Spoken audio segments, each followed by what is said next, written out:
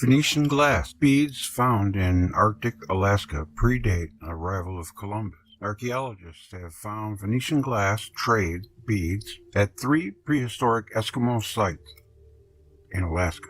In the absence of transatlantic communication, the most likely route these artifacts traveled from Europe to northwestern Alaska is across Eurasia and over the Bering Strait.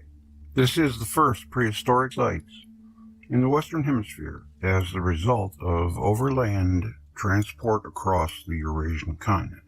More important to me, I think, is that these beads, which were made, were found in the Arctic, which polar configuration would have dictated been probably the most tropical place on Earth at that time, the poles. Archaeologists find trade beads at archaeological sites during dating between 1550 and 1750 CE throughout the Caribbean, the eastern coast of Central and North America, and the eastern Great Lakes region. Europeans and others created glass beads using technology that didn't exist in native cultures. I thought the natives were the ones who made the beads. It's kind of ironic. Explorers carried them to trade with Aboriginal people they encountered. I see. The plot thickens. Dutchman Peter Minute included trade beads in his deal for Manhattan Island in 1626. I guess they prized beads. Who knows what powers they hold. Dr. Mike Coons from the University of Alaska Museum of the North and Bureau of Land Management archaeologist Dr. Robin Mills found at least 10 glass trade beads at Pontiac Point and 2 other archaeological sites in Alaska. Pontiac Point, a mile from the Continental Divide and the Brooks Range, is unoccupied today. It was a seasonal camp for generations of inland Eskimos, Dr. Kuntz said. Pontiac Point was on ancient trade routes from the Bering Sea to the Arctic Ocean and was probably a dependable place to hunt caribou as the animals move in fall and spring. And if for some reason the caribou didn't migrate through where you were, Pontiac Point had excellent lake trout and large shrub willow patches. Along with the radiocarbon dating of the Alaska twine and charcoal found near the beads, the researchers figured the glass beads arrived at Pontiac Point sometime between 1440 and 1480. As far as dates go, it's not that old, but that's pretty current time period to be in the Arctic. Wouldn't it have been like all ice and snow like it is now? How did the beads make their way from the canals of Venice to a plateau in the Brooks Range? In the 1400s, craftsmen in the city-state of Venice traded with people throughout Asia. The beads might have traveled in a horse-drawn cart along the Silk Road eastward toward China. From there, these early Venetian beads found their way into the aboriginal hinterland, with some moving to the Far East. After that great journey, a trader may have tucked the beads into his kayak on the western shore of the Bering Sea, then dipped his paddle and made passage to the New World, today's Alaska. The crossing of the Bering Strait at its narrowest is about 84 kilometers, 52 miles of open ocean. The scientists think the beads found in Alaska probably arrived at an ancient trading center called Shasalik, north of today's Kotzebue. Okay, Shasalik, Kotzebue, and just west of Noatak. From there, people on foot, maybe traveling with a few dogs, carried them deep into the Brooks Range. Someone at Pontiac Point might have strung the exotic blue beads in a necklace, which they lost or left behind as they walked away. The tiny blue spheres rested for centuries at the entrance of an underground house north of the Arctic Circle. waiting to be found.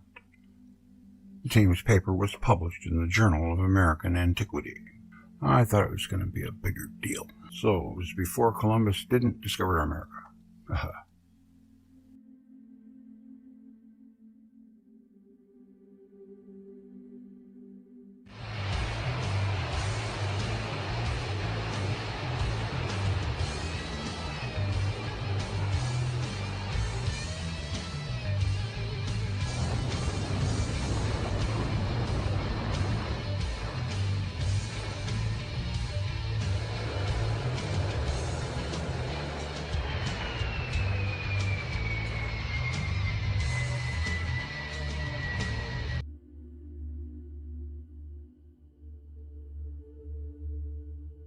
Astronomers discover the first cloudless Jupiter-like planet. This marks the second time astronomers have ever observed a cloud-free exoplanet.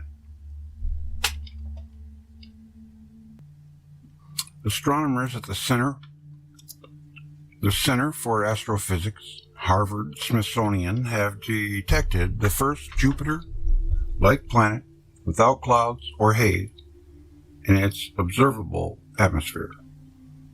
The findings were published this month in the Astrophysical Journal Letters.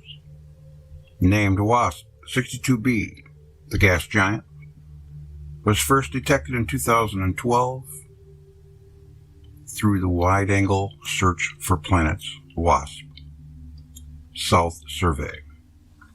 Its atmosphere, however, had never been closely studied until now. For my thesis, I have been working on exoplanet characterization, says Munaza Alam, a graduate student at the Center for Astrophysics, who led the study. I take discovered planets and I follow up on them to characterize their atmospheres. Known as HOT Jupiter WASP 62b is 575 light-years from Earth and about half the mass of our solar system's Jupiter. About half the size of Jupiter. However, unlike our Jupiter, which takes nearly 12 years to orbit the Sun, WASP 62b completes the rotation around its star in just 4.5 days. This proximity to the star makes it extremely hot. Well, that's because the star's power was usurped and it became a gas giant, and then a hot Jupiter. Using Hubble's alarm recorded data and observations of the planet using spectroscopy, the study of electromagnetic radiation, go figure, to help detect chemical elements. Alarm specifically monitored WASP 62b as it swept in front of its host star 3 times, making visible light observations which can be detected the presence of sodium and potassium in a planet's atmosphere. I'll get plenty of bananas. I'll admit that at first I wasn't too excited about this planet, Alam says, but after coming up with some good mottos, I coaxed myself into it. But once I started to take a look at the data, I got excited. While there was no evidence of potassium, sodium's presence was strikingly clear as it is in all brown dwarf stars.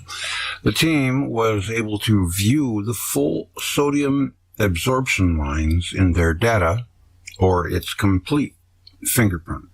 Clouds or haze in the atmosphere would obscure the complete signature of sodium, Alam explains, and astronomers usually can only make out small hints of its presence.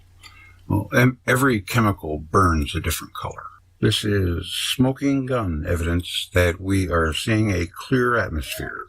Cloud-free planets are exceedingly rare.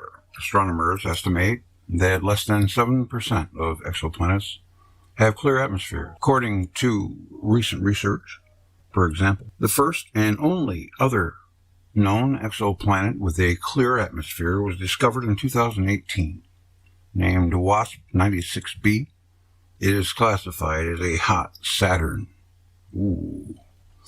Astronomers believe studying exoplanets with cloudless atmospheres can lead to a better understanding of how brown dwarfs are. Oh, no, I didn't say that. Of how they were formed. Their rarity suggests something else is going on, or they formed in a different way than most planets. Alam says, clear atmospheres also make it easier to study the chemical composition of planets, which can help identify what a planet is made of. With the launch of the James Webb Telescope later this year, the team hopes to have new opportunities to study and better understand WASP 62b. The telescope's improved technologies, like higher resolution and better precision, should help them probe the atmosphere even closer to search for the presence of anything but electricity, such as silicone. And that's the story. Ancient relic points to a turning point in Earth's history 42,000 years ago. That sounds interesting. Ancient relic points to a turning point in Earth's history 42,000 years ago. Just like in the Hitchhiker's Guide to the Galaxy, the answer was 42. The temporary breakdown of Earth's magnetic field 42,000 years ago sparked major climate shifts that led to global environmental change and mass extinctions. A new international study co-led by UNSW Sydney and the South Australian Museum shows. I remember about a couple years ago now, I was talking to Diamond Dave of the Oppenheimer Ranch Project, and he also told me that he had evidence of a catastrophe 42,000 years ago. Interesting. The dramatic turning point in Earth's history, laced with electrical storms, widespread auroras, and cosmic radiation, was triggered by the reversal of Earth's magnetic poles and changing of solar winds. Well, I suppose you could say that, but there were also big giant planets around and electric thunderbolts being blasted all over the place. It was not an event that came from within. Remember, we read from Velikovsky. It was an extraterrestrial event. The researchers, this is just another one of them kind of, be afraid articles. They all go there. The researchers dubbed this danger period the Adams Transitional Geomagnetic Event, or Adams Event for short, a tribute to science fiction with Guide to the Galaxy that 42 was the answer to life, the universe, and everything. The findings are published today in Science. For the first time ever, we have been able to precisely date the timing and environmental impacts of the last magnetic pole switch, says Chris Turney, a professor of nonsense and science, authored the study. The findings were made possible with ancient New Zealand karuri trees, which have been preserved in sediments for over 40,000 years. Using the ancient trees, we could measure the date, the spike in atmospheric radiocarbon levels caused by the collapse of Earth's magnetic field. While scientists already know the magnetic poles temporarily flipped around 41 to 42,000 years ago, known as the Lachamps excursion, they didn't know exactly how it impacted life on Earth. But the researchers were able to create a detailed timescale of how Earth's atmosphere changed over this time by analyzing rings on the ancient Karori trees. The Karori trees are like the Rosetta Stone, helping us tie together records of environmental change in caves, ice cores, and peat bogs around the world, says co-lead Professor Alan Cooper, honorary researcher at the South Australian Museum. Researchers compared the newly created timescale with the records from sites across the Pacific and used it in global climate modeling, finding that the growth of ice sheets and glaciers over North America, and large shifts in major wind belts and tropical storm systems could be traced back to the Adams event. One of their first clues was the megafauna across mainland Australia and Tasmania went through simultaneous extinctions 42,000 years ago. This had never seemed right because it was long after Aboriginal people arrived, but around the same time that the Australian environment shifted to the current arid state, says Cooper. The paper suggests that Adams' event could explain a lot of other evolutionary mysteries, like the extinction of Neanderthals and the sudden widespread appearance of figurative art in caves around the world. It's the most surprising and important discovery I've ever been involved in, Cooper said. The perfect storm, the magnetic North Pole, that is, the direction a compass needle points to, doesn't have a fixed location. It usually wobbles close to the North Pole and the northernmost point of Earth's axis. Over time, due to dynamic movements within the Earth's core, just like the magnetic South Pole. Sometimes, for reasons that aren't clear, the magnetic pole's movements can be more drastic. Around 41 to 42,000 years ago, they swapped places entirely. And there is evidence that the South Pole should really be in the north and the North Pole in the south, because the North Pole is 10,000 feet deep. There's no land. The South Pole is 10,000 feet high. If the Earth was held into position by Saturn, it would have been by the poles, and it would have made Earth an egg-shaped, with an indentation in the south and a pulling in the north. So it would make sense that 10,000 feet high should be in the north, which was technically our mythologically Hyperborea, all the North Pole myths. But it fits. But like I said, it was an extraterrestrial event. It didn't come from within. And that is what they're missing. All right, let's see. Earth's magnetic field dropped. According to the team's findings, the most dramatic part was the lead up to the reversal, when the poles were migrating across the Earth. Earth's magnetic field dropped to only 0 to 6% strength during the Adams event. I never heard of the Adams event, have you? Says Professor Turney. We essentially had no magnetic field at all. Our cosmic radiation shield was totally gone. During the magnetic field breakdown, the Sun experienced several grand solar minima, long-term periods of quiet solar activity. That's what I think. Even though the GSM means less activity on the Sun's surface, the weakening of its magnetic field can mean more space weather like solar flares and galactic cosmic rays. That is true. Could head Earth's way.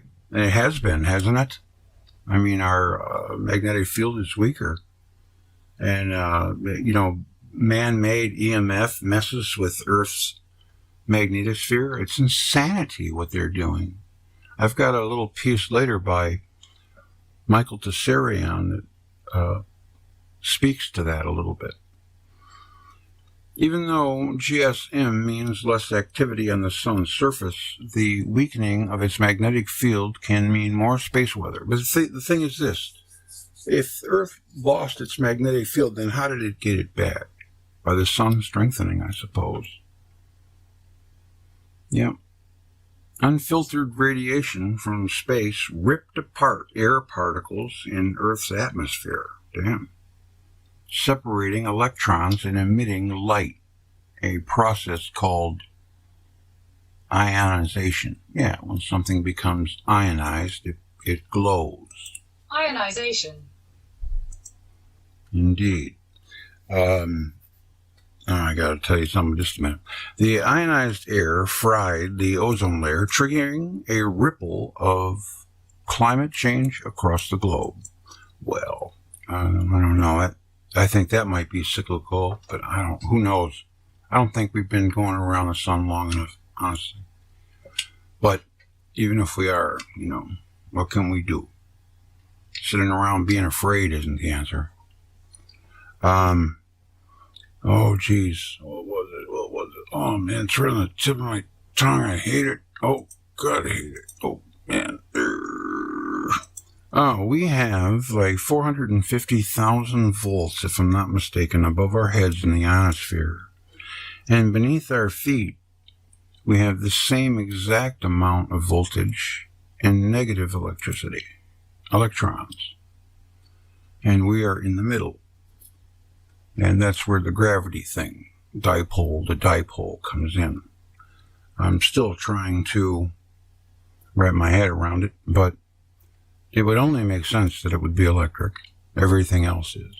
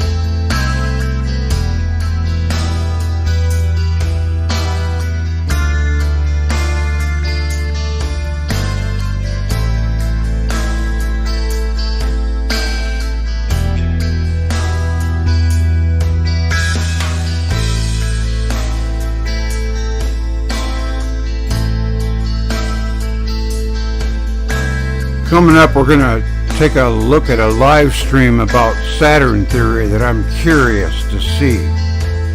I think it's me and Rick and Edusa and Ted, if I'm not mistaken. Just going to watch a little bit of it.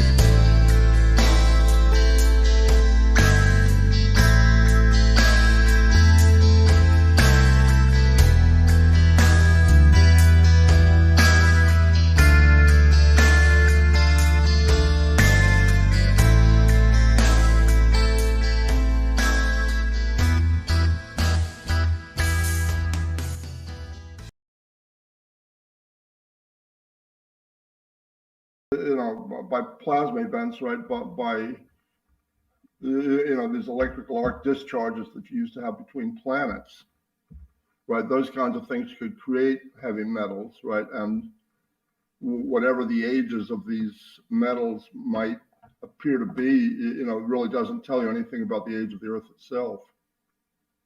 That's the problem with these people claiming that, you know, the Earth is 4 billion years old, you know, because of uranium-lead ratios, right? Well, I mean, you know, the uranium, any uranium or lead that you see on the surface of the Earth, I mean, did not originate with the Earth itself. I mean, they're either from impact events or they're from plasma physics types of events, you know, from electrical arcing, you know, like the thing that created the Grand Canyon, right? You've read the Thunderbolts group's version, you know, Walt Thornhill's version of how that happened, right? Well, I just would like to take us back to Athena and Aphrodite.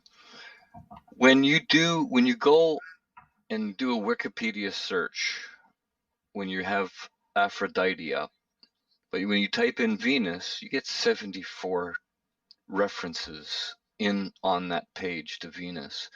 When you do that with Athena, I'm in the Great Hall. You get the same with the moon as opposed to Venus. So even Wikipedia agrees that Aphrodite, and the scholars agree that Aphrodite comes from the Greek, and that is For the moon. Venus. We already settled that. I remember that. Not in Athena is the Venus. It's not the way Velikovsky saw it. It's like Velikovsky said that Athena was Venus, right? And Aphrodite was Absolutely. pretty sure of that. I'm just going. Well, somehow Venus was captured by Saturn, or birthed by Saturn, or captured by Saturn, but ended up in the polar configuration. It's unmistakable. As her being the comet and Medusa and all of that stuff that David Talbot and Nev Cochran talk about. I believe that 100%, and we could have been captured pulled into Saturn's influence prehistory, even Purple Dawn thinking, the planet itself, before even maybe life came to be on the planet. We may have been orbiting inside Saturn, inside the purple glow, and all of a sudden Saturn gets a tug and she's getting pulled quicker and quicker and quicker. Well, what happens if, you know, it's a major tug as she's getting closer? The planets that are orbiting it will probably move into an alignment, into a polar alignment. Yes, indeed. Mm-hmm. It does seem to be that way. We would have to come in the same way the electrons come in. There's no doubt.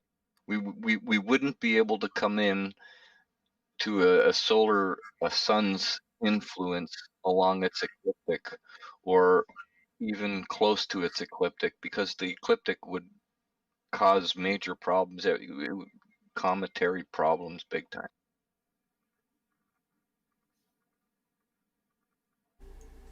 A lot of energy would be hitting, you know, the bodies that come in that direction. Right. It'd be a lot easier. Right. And go ahead. I'm sorry. I'm having a delay. It's driving me crazy. Okay,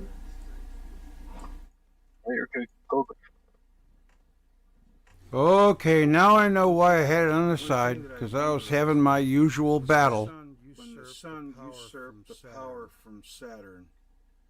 That is John Cook's storyboard. It's really good. That's why I was interested to see it. I don't think so, Greg. It's like what did happen is that, like, you know, Saturn ceased being the focal point of a discharge when it was captured, right? Again, the analogy I use is, you know, that you should picture like a 200-foot lightning rod glowing in a storm.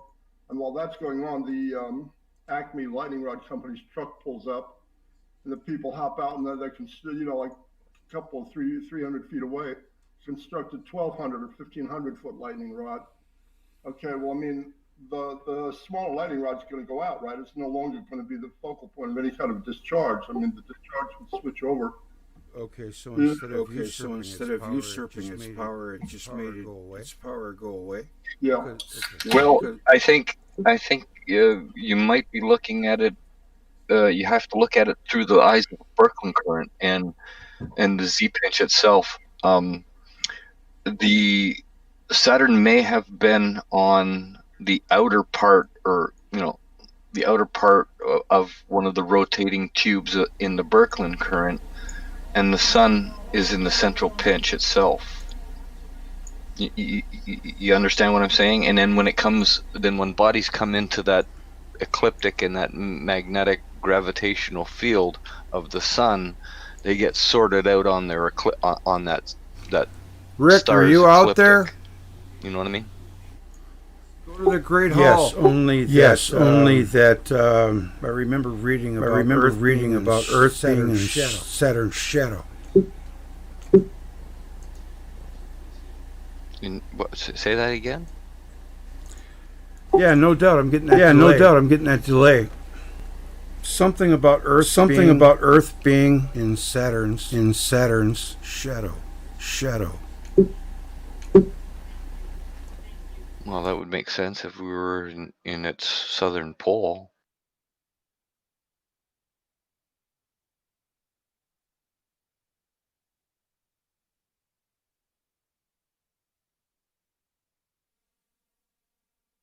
Those are streamers of plasma. Yeah, we hear you. Ionized. Glow mode.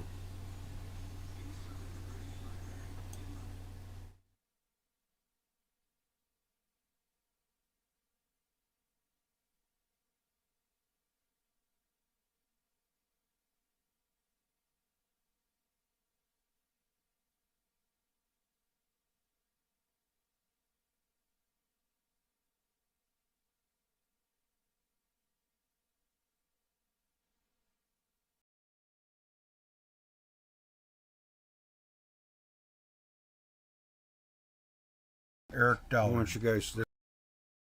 Fact. At any rate, to make a long story short, we work with this.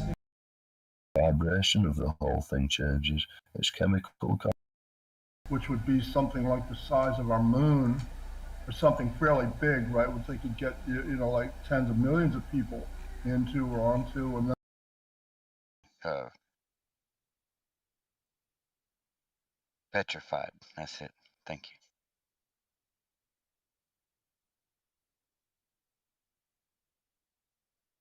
Like instant. When I say instant, yeah, there was a period of time that it took for that to lapse, but Well, yeah, it takes out. These electrical events take hours to happen, and yeah, it takes a little bit of time. It's not instantaneous. Poof, you're stone.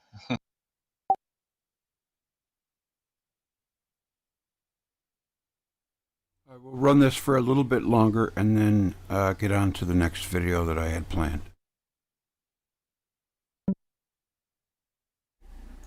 I got to turn the mic up so the folks can hear me. It's very possible that It's we very could have possible had that more we could than have one had body more than one body encased in one plasmasphere, like from Saturn or whatever. But there could have possibly been the ability to fly between the worlds. I know it sounds crazy. But if the atmosphere was it was easier for these big dinosaur birds to fly around. Then it had to have been easier for man to fly too. Yeah, Greg, that gets into this thing that you see, like in the file section of the Ganymede Hypothesis group on Facebook. There's a thing called Phobos. Yeah, I checked it out. Yeah, which appears to be an artificial, like, space station or something like that. How do you build something like that?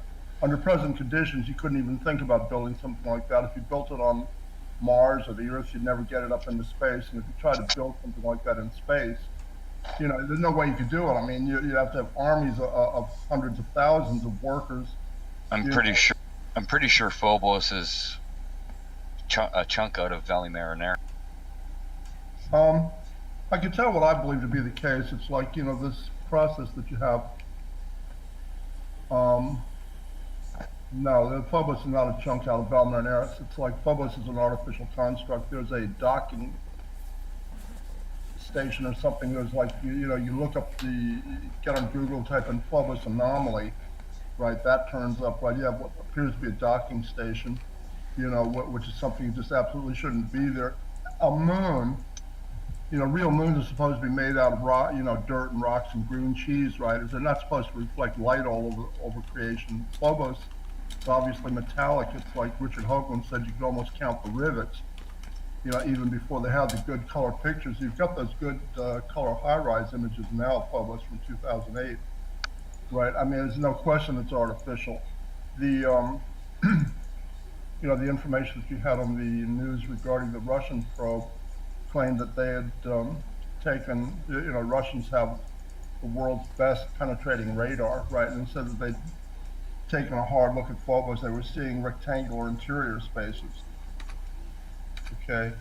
I've been reading about that recently. I mean, like the Russian penetrating radar, it's like the United States government has contracted for the use of that along with operators to map out the underside of this island of Jeffrey Epstein's down there in the Caribbean, right? So, that's just interesting stuff. What I believe to be the case, the question of how do you build something like Phobos, I'll tell you what I believe they did. I believe they somehow or other controlled this fissioning, that they found a way to command this fissioning process, and they simply caused Saturn to fission off, some sort of a metallic geode, which they then managed to hammer into like an artificial or quasi-artificial space station or some kind of a thing. What I believe would have happened when you have this day of the shithead fan coming, when you have this final capture of the southern part of the system coming, I think that, you had humans living on at least 3 bodies that we know of: Earth, Mars, Ganymede, right? There might have been others. I believe they would have tried to do 2 things. They would have tried, like they would have had no way to know whether anything within our system was going to remain habitable at all, right? They would have tried to do 2 things. They would have tried to bring as many people and animals as they could from other inhabited bodies to the Earth, which they figured would have the best chance of remaining habitable, being the largest rocky body in the system, right? And they also would have tried to engineer some kind of a general escape from the entire system, which would be something like the size of our moon, or something fairly big, right? Which they could get, like tens of millions of people into or onto, and then just get out of Dodge, right? And I believe that Phobos may have been involved somehow or other in this effort to engineer an escape from the system, right? Now, obviously, Phobos didn't escape from the system, right? It's still sitting there over Mars. It's in the exact place where, in other words, it would have been in the place that you wanted it to be. It would have been like in the easiest place to get out of our system, like in the space between Mars and Saturn, right? That would have been the easiest thing to get out of. You wouldn't have wanted to try to escape from the system starting from the Sun-Jupiter system, right? Just the gravity and it would have taken a lot more energy to get something halfway big away, out of our system starting from there. Okay, now I understand. This was a 10-hour live stream that I can't edit. And there's a couple copyrights on it. I don't want to take a chance, so it's good to see that, because there are some good clips on there. So every now and then we'll divert over there and hit play. I have something else planned though, so we're going to get into that. I just have to get it set up. Be 1 minute. Acupuncture and pain treatment into electric fields. That just makes common sense. And has created the most advanced meridian electrical circuit fractal wave model currently in existence. Next show I'll have to ask him about that. That sounds interesting. So without further ado, I bring you Ramon. They're still finding, by the way, whole skeletons at the Big Bone Lick. Every few years they'll do a dig and they'll find more. And so the question is, how do you kill them? Now I want to make a slight sideways talk about Graham Hancock and their theory. Okay. They're not wrong in that obviously it had to be a catastrophe. It could not have been disease like an STD, and it could not have been humans hunting these animals. First of all, to hunt a mammoth or mastodon would be an incredibly dangerous task. It would not be worth the risk to losing a tribal member. It would only be worth it if you were very desperate. Secondly, one of them would last you so long, you'd never be able to slaughter enough using atlatls to end an entire species of these things, let alone, I think that there were 6 different mammoth species. I'd take him down plus the mastodons, solo. plus the other megafauna. So something else. Now, what caught my attention is, and when I get to the plasma ghost paper, I'll prove even further that Hancock and Carlson and them are on the wrong track. That Talbot and Thornhill are on the right track. But what they haven't done is given you a mechanism. The story that the Delaware chief gave to Thomas Jefferson gives us the mechanism, and that mechanism is step potential with or an step elephant voltage. gun. It's the same thing. Now, when I did the calculations, I discovered something, which is that and this is based on the lightning physics work by Uman. When you have a very large animal, the larger the distance between the hind and fore paws, or in our case, the front and back foot, the larger the distance, the greater the current that goes through the body. So that's number one reason why the megafauna suffered. Number two, the megafauna couldn't climb trees, and many of them didn't live in caves. Those that did live in caves, like the giant ground sloths, after the lightning would have gone by, so few of them would have been left that they wouldn't have been able to effectively breed, and probably would have become subject to hunting by the remaining giant predators. Any dire wolf or saber-tooths that were left, they would have predated on them, being weaker and younger members, and their numbers, and then the humans would have probably finished that off. So in that way, humans could be responsible for the extinction, but not for the kind of extinction that everybody's thinking. Certainly, Native Americans have never been as destructive of megafauna as we were of the American bison.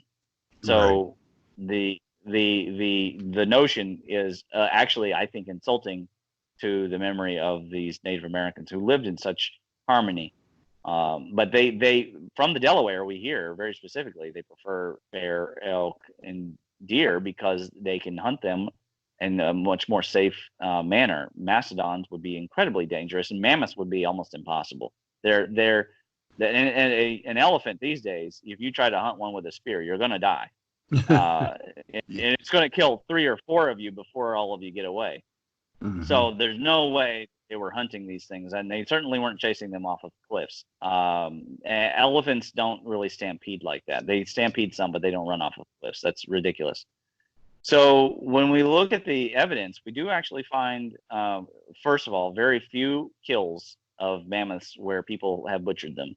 And when there's no proof that they could have come upon the carcass from a lightning strike or some other means. Secondly, we have found mammoth bodies, and I got these from Randall Carlson, where the mammoth has been blown right off its feet. Literally, the feet still stuck in the ground, and the body's been blown to bits over yonder. So there's some kind of mega blast that is happening, and they're thinking comets, and I'm thinking thunderbolts. And the reason why I'm thinking that is I'm with you on the that. reason why. Think about this: if you're a comet They're very ambiguous. Number one, Hancock. Did the comet start the Younger Dryas or end it? That's the first thing. Because if it started it with basically a nuclear winter, then why did it end? Why did it all melt suddenly? And if it ended it, how did a comet striking in the Greenland area, which originally they said Michigan, I already proved in my paper that it wasn't Michigan, and then the news came out that it was Greenland, and I was like, well, see, there you go, right? The Carolina Bays most definitely do not point all in the same direction, let alone to Michigan alone. And I've proven that in the plasma list paper. But, was there a strike in Michigan? Say, there probably was, but I'm going to contend it was electrical because of the copper deposits there that are embedded with silver, pure copper and pure silver mixed together. But at any rate, so if let's say you do strike it, let's say you strike it hard, is it hard enough to melt the entire ice sheet? And if it is, why didn't it destroy every species on the planet? And even if it was a cluster, how did it also get the ice sheet in Siberia? Right? They never explain that because they can't. Right on. But you can if you generate enough joules to boil ice. And the only way you can do that is with Paratian thunderbolts. And I want to make that clear, folks, that the Paratian thunderbolts, when you calculate it all out, and it's in part 4 of my paper, when you calculate the amount of energy we're talking about, you can melt Antarctica with a mere dozen thousands of these thunderbolts of the gods. And apparently, at the end of the war of the Thunderbirds, all of it came down all at once in a giant maelstrom of thunderbolts and wind. So I do think that there were dozens of thousands of these giant thunderbolts. So then the question becomes, well, where do we see these things? Go ahead. I was going to just ask you, when you said Thunderbirds, what is it that you're saying the Thunderbird was exactly? Well, the Chinese used Thunderbird as the word for, I believe it's a thunderclap. But I think that they were probably a mixture of electrical shapes in the sky. Certainly, we know for sure that there is rock art, and obviously down there at the Nazca lines, there is a giant, the so-called hummingbird. So there was some kind of shape. And by the way, the number of fingers on the right and left side of those, of the Nazca, they don't match each other, but they do match the number of fingers on the Kentucky Thunderbird that's been put in rock art here. That's key. Because on one hand there's 4 and on the other hand there's 5 fingers. Well, you don't, now the actual way it looks is slightly different. The head is different because of the angle change in view, but the number of fingers on the feet of those birds is the same, and yet they're not, same left and right, but they're the same in the northern and southern hemisphere. So the Thunderbird was something that was seen overhead. And it's interesting. Tolkien names the giant thunderbird in his cosmology book, The Silmarillion. He names him Thorondor, of course, TH referring again to thunder. And the T rune in Kolbrin, is the Alwyn shape, which is showing up in North America as well as in Ireland and Europe and all over the world.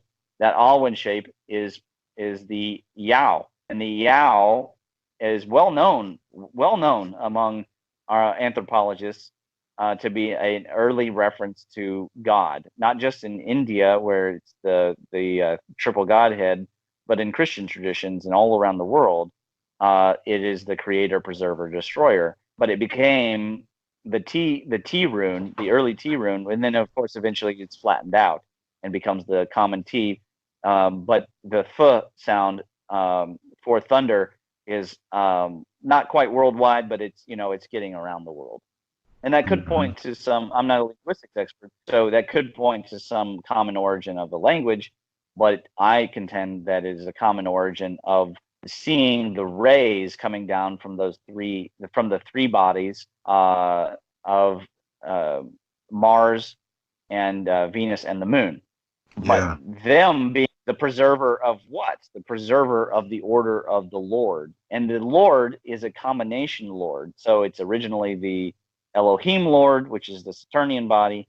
But then after he loses his power is transferred. There's a Chinese script that shows that the above God is not really just, it has the cross stars, but it's not, it's the cross stars. It's the thing that's holding all four of them in its arms, meaning the power. And there's another meaning in the Egyptian where there's a transfer of power from the Father to the Son. And we see that in a Chinese glyph where a pulse of energy goes from one to the other. And there's a transfer, and there's a belief that the Lord then is basically embodied in the Sun. And then it goes, of course, from Jupiter to Mars. So this continuation is really the power and the God in the ancient days.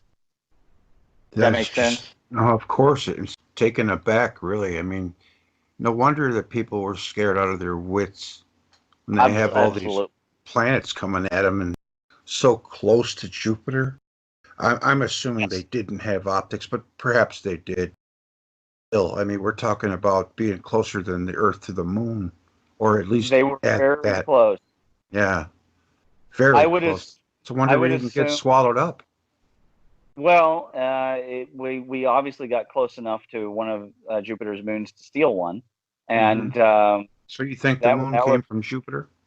Oh, there's no doubt about it. They've actually compared the dust, and of course our angle, Mars's angle are the same. But they've tried to grow. They've tried to grow plants in the moon dust. It doesn't grow, but in the Mars and Earth dust it does. So comparatively speaking, there's no doubt in my mind. And if you look at the backside of the moon, it looks exactly like a Galilean place. I'd say that the front side that's still electrotidally facing us, still locked towards us, is the side that we scarred. And I would say that's probably where the Grand Canyon came from, and the Ayers Rock and Stone Mountain and Devil's Mountain. I would say that it's the only body that's close enough to do that much damage to us. Now, could the rubbing of Magnus?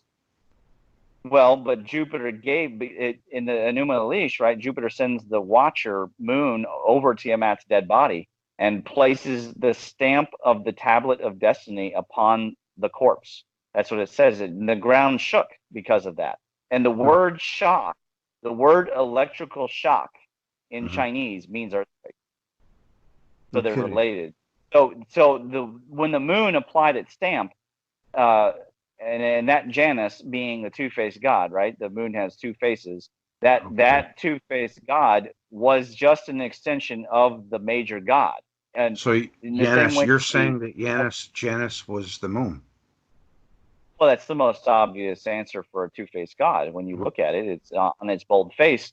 It's the two-faced God right in front of us, and that we have a very, I would say, tenuous relationship with. And it's a time-limited relationship. It had a start and it has an end. The feeling that it gave was not necessarily a pleasant one. Certainly, there are stories that are detailed by Graham Hancock, and I place also into my paper for people's convenience, that show the moon caused a great flood, not the deluge, but a great flood through mega tsunamis, I would say. Okay. And so, how did it do that? Well, probably through electrostatic lift, but certainly it's still electrotidally locked to us. I mean, it's just like Pluto and Charon; they're always facing this. It's always facing us. So over time, I guess we would eventually become lock and step with it, but we haven't been with it that long, really. If you really think electrostatic about it. Lift. Yeah, like where the electric force can actually, where there's charges and there's an electrostatic force that can attract two bodies together, just like a balloon when you rub your hair and then you get the hairs stand up. That's electrostatic, and of course being lifted up. Yeah, I was thinking something else when you said that, lifting up the ground. Why not? Lands traded places. Right. Why not? I mean, that would be a good explanation, actually, because I'm thinking that the ground just caved in. I'm thinking, God, I hope that never happens again. I have no doubt that if you passed, of course, in the beginning, the moon would have been closer to us, and then we'd kind of have a haphazard circulation, and then reach its current generally safe distance, but it comes in and out still. It does. It comes closer and it goes further away all the time. It certainly looks that way when it rises. Well, it absolutely it absolutely does. There are times when it's closer to us and times when it's further away. And if you look at any eclipse map, it never follows the same pathway. It's going all over the place. It's calculable with computers. But the Chinese had a heck of a time. I have an entire paper from the ancient days has been translated of them trying to figure out ratios to use that would predict the pathway of the moon because they needed to, not because they needed to know when to plant, but because they were afraid of when the eclipse might presage another catastrophe. And they were obsessively following it. In fact, if you failed at that job, you could lose your head. So it was an incredibly important job. But now we have computers that can calculate all these eclipses exactly to the moment. We care enough to do it, which is telling you that we certainly took the job really seriously.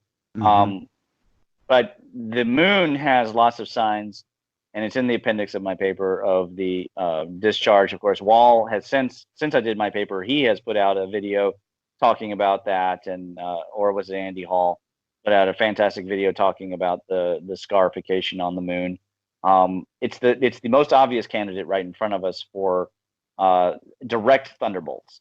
Now, again, it's totally possible that magnetosphere rubbing induced giant thunderbolts, and I would say that is a very likely candidate because anytime we would have gotten close to Jupiter, it would have appeared that he approached us. Right, Odin was always wandering about. Odin was in his sickle. And if he approached us and suddenly there was a thunderbolt, or the ground suddenly shook, or there was a groan and you heard the yow sound, or Yahweh, or Yuahu, and Cherokee, Yuahu, whatever sound it was, you would have certainly been feared for your life. You know, head for the hills, head for the caves.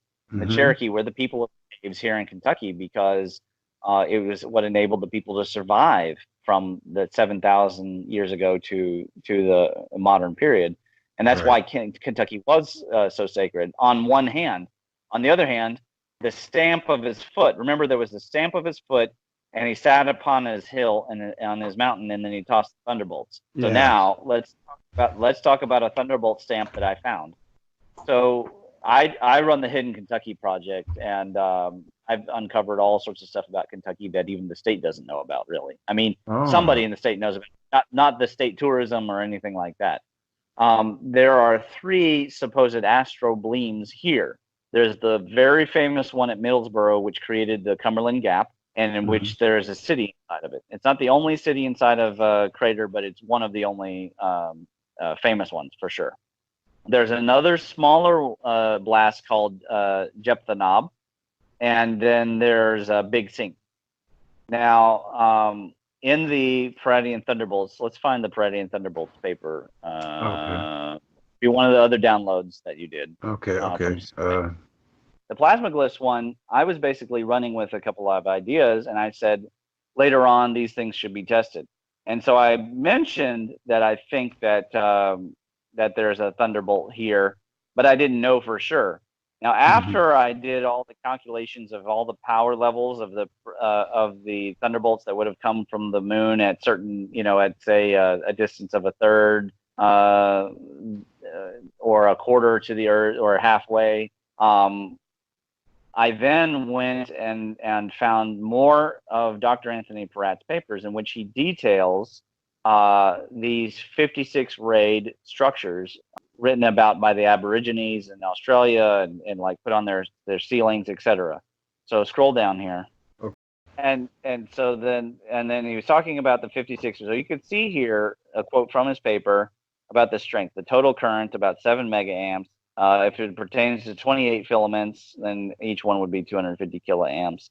If you use Gold's numbers, then you multiply everything up by basically 1,000. You scale it up by 1,000, and you end up with a 7 gigaamp burst from a single. That would be from a single burst. Okay, so we're not talking the carving of the Grand Canyon here. We're not talking the lifting of Lake Titicaca. We're not talking about the formation of Andy Hall's super vortex in the southwest. We're just talking about a single bolt that's come down from the sky, magnetospheric rubbing probably, but it could be also Hermes, right? The messenger of Zeus, Mercury, before Mercury was captured by the sun, probably because it lost all the electrical charge and discharging it on the Earth was a messenger of the Lord. And so these Galilean bodies are probably all prime charged, ready to zap us. So I found this crater. This is the Big Sink, and there's something that you got to notice about it. It doesn't have a bow shock. And when you look at Middlesbrough, when you look at Jephtanob, when you look at the dinosaur one, Chicxulub, or however you say that, they all have a bow shock because something impacted something. If you shoot the ground with a bullet, it creates a bow shock because that energy has to distribute and spread out, and it also has out vents. Now here they appear to be out vents, but they're not out vents at all. All right, there's no particular bow shock. So what I did was I just counted the number of craters, and it's 56 right around. And now if you look, it's not a circle either. If you turn your head a little bit to the left, you can see it's an asymmetrical octagon.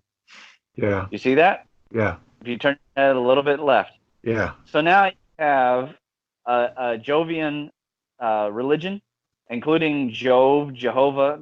I mean, it's what we're talking about here. You have octagon North Pole. You have octagon earthworks, and you have religions all around the world centered around thunder. And now you have a electrical strike site, which, by the way, is really pretty up close, and you wouldn't even know. I mean, it's so smooth nowadays with all the erosion, you just wouldn't even know. And it's a mile wide, and it's in a limestone bed, so this electricity would have spread out. Now, my paper, I used Uman's model, which is a spherical propagation of the step potential. But I think if somebody went back and did cylindrical calculus and calculated a propagation through, and it should probably be done as cylindrical because limestone is only so thick ultimately in the crust. It would probably propagate cylindrically. It probably goes even further than the distances that I measured that are recorded in part 4 of the plasmaglyph paper. But some of them on the maximum for a single pulse discharge was 60,000 meters, which is a long ways for a single thunderbolt to travel with a distance that would kill a man. I mean, it's fantastic. I mean, the amount of power as it spreads out through lime. Now, if you put one of these in a limestoney place like Kentucky, karst topography, wet soil, this thing could propagate. It could propagate through a quarter to half the size of Kentucky. We don't know. We've never experienced that kind of electrical power anywhere on the planet. But now, if you keep scrolling down, you're going to see what they did. Just interested. This earthwork here, it's interesting. You know, that's a horse track. That's a horse track. Lexington, Versailles is the so-called horse capital of the world. It almost looks like a paperclip, you know. Yeah, I see the horse track, and then there's like a little path almost right to the. Okay. Yeah, that's probably a road. There's your 56 stars. Yeah. And you can see the octagon shape. Now this next earthwork is located. That's from the Palladian thunderbolt. Okay. Now scroll down. Okay. Now this mound, the sea hinge mound, is located about a mere 20 miles. You can see here it's 20 kilometers. Sorry, 20 kilometers from the strike site. Okay. Which is nothing. When you're originating something in the plasmasphere, it's like nothing to just change one of them over to come over and burn an anode to create an anode blister. And the mouth of the hinge mound faces the thunderbolt. And on top of that, get this: Wilson and Blackett came here, or Alan Wilson came here on an expedition with the Ancient Kentucky. They were looking into the Arthurian tradition, and apparently there's a tradition where a king is buried about a mile to 2 away from the mouth of these sea hinges. And wouldn't you know, there is a long burrow mound, which is the kind that you put bodies in, located about 1.75 miles away from the mouth, en route from the Thunderbolt sea hinge towards the strike site. Amazing. So there's a long burrow mound. Yeah, of course it's been raided by now, but it's still there. Okay, so let's scroll down. Now, the thing is about this C-hinge mound, it has a certain diameter, obviously. So I took, and I actually, there's a whole video on the electric view.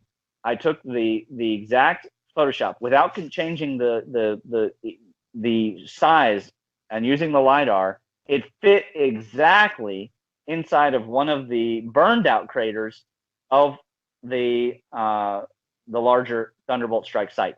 And I mean exactly. And in fact, the hole at the C-hinge overlapped a place where there's a crater rim discharge. And I'll show you that. So keep going. These are just calculations of the voltage power levels. I mean, we're talking massive current levels that are just in-depth work, man. Unbelievable. Now you can see how many lightning bolts each of these is worth. At 1,000 kilometers, hold on, go back. We'll get to that one. But you can see how many lightning bolts. Go back up. Oh, what happened? You must be lagging a little bit. I'm on page 7. That must be what's going on. I don't know where it was now. If you go up or down, there we go. Hold on, go up a little bit more. Go up a little bit more. Okay. There it is. There it is. Page 6. That is. Okay. Page 6. Page 6. Okay. Yeah, page 6. Yeah, got it. You can see at 1,000 kilometers. Look at how many lightning bolts this energy from the Paratian heights, from all the way up in the plasma sphere we're talking about. 2.2 times 10 to the 9. So 2.2 billion lightning bolts of energy. I mean, it's just unbelievable the amount of energy that we're talking about. Now, if you look at the kilocalories level, 2.7 times 10 to the 15 kilocalories.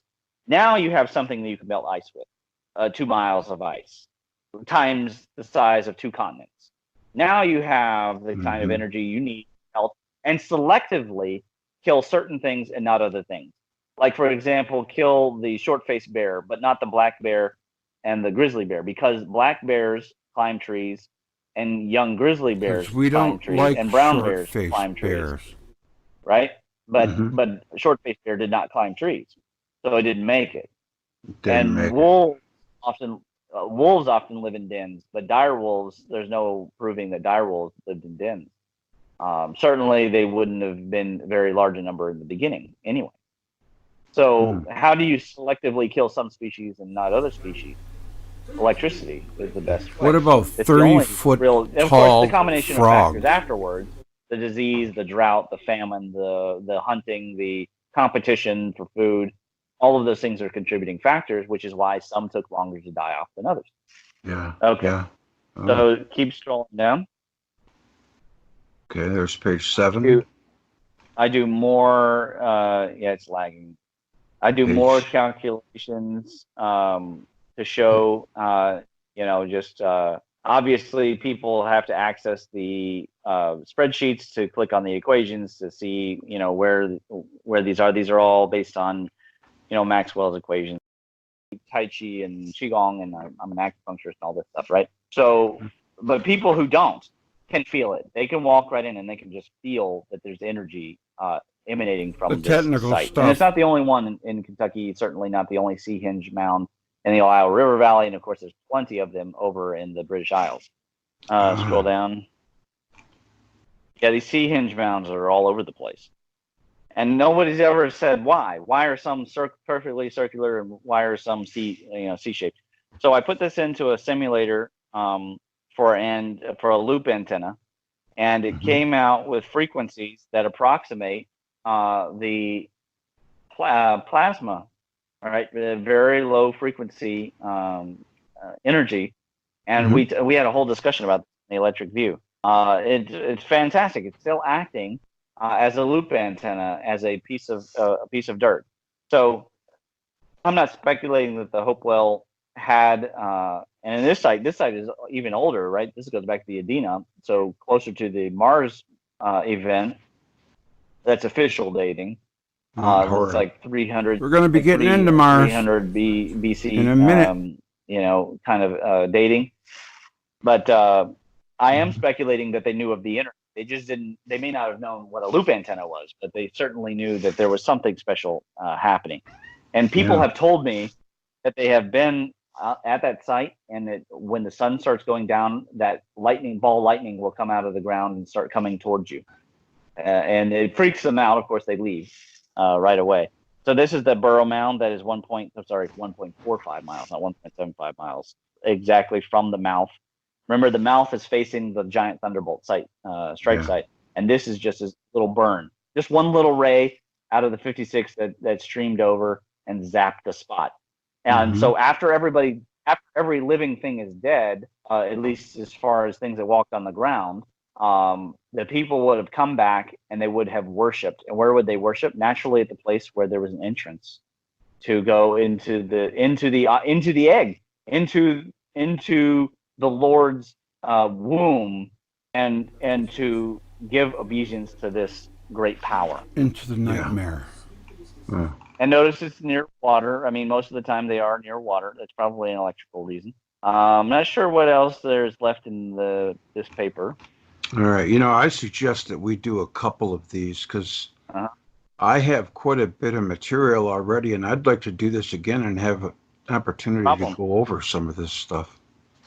This is all just the Greenland stuff, talking about the mega tsunamis and stuff like that. That was just me updating. And because remember, by this time, Graham Hancock and company had been proven wrong that the comet strike site is actually up near Greenland, but it's part of a cluster of them.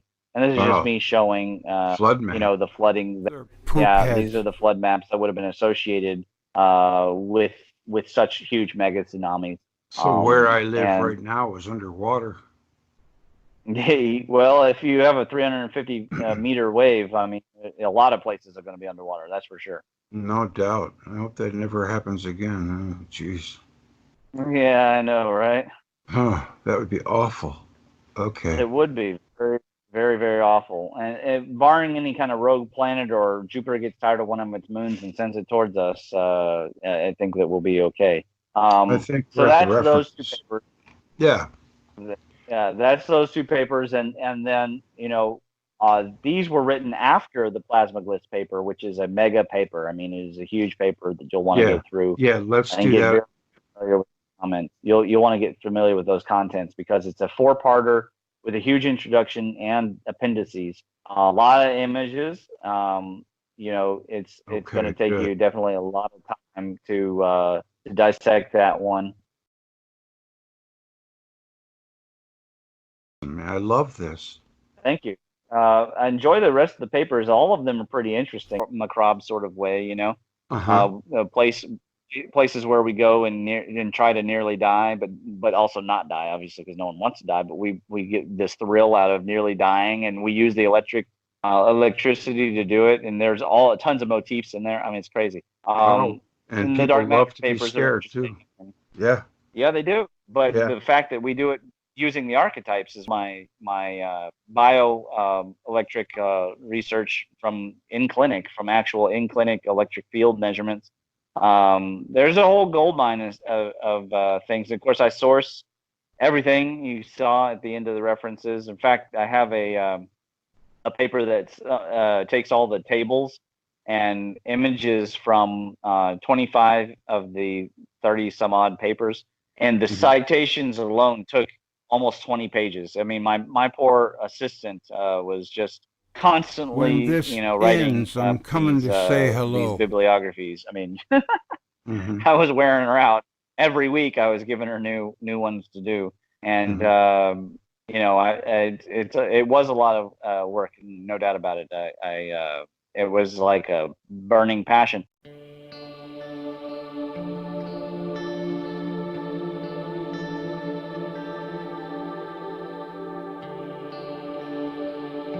That's amazing. So, look it up. South Hyperborea was Antarctica. That's a new one for me. Yeah. There's no continent up there. Who knows what they're finding there right now? Yeah, who knows? I mean, obviously the U.S. government on some level knows. But I mean, we see from the Piri Reis map that ice has been adding ever since, and it's accelerating. More and more ice keeps getting thicker there. They keep and saying here's how it's melting. So which one is it? Well, it's melting on some parts, but it's getting thick in the middle. I mean, it's getting really thick. I'll tell you something else. Another proof for you. The flash frozen mammoths. They have food in their stomach, right? That, as you know, Velikovsky detailed that those plants couldn't grow but for 1,000 miles south. Away. Yeah. Right. Now, think about the Orkney Islands. 7,000 years ago, they had villages in balmy conditions and stone couches and sofas and manors. They had manors that people lived in, like villas. Now, why is it so cold now? Because it used to be at the level of Patagonia.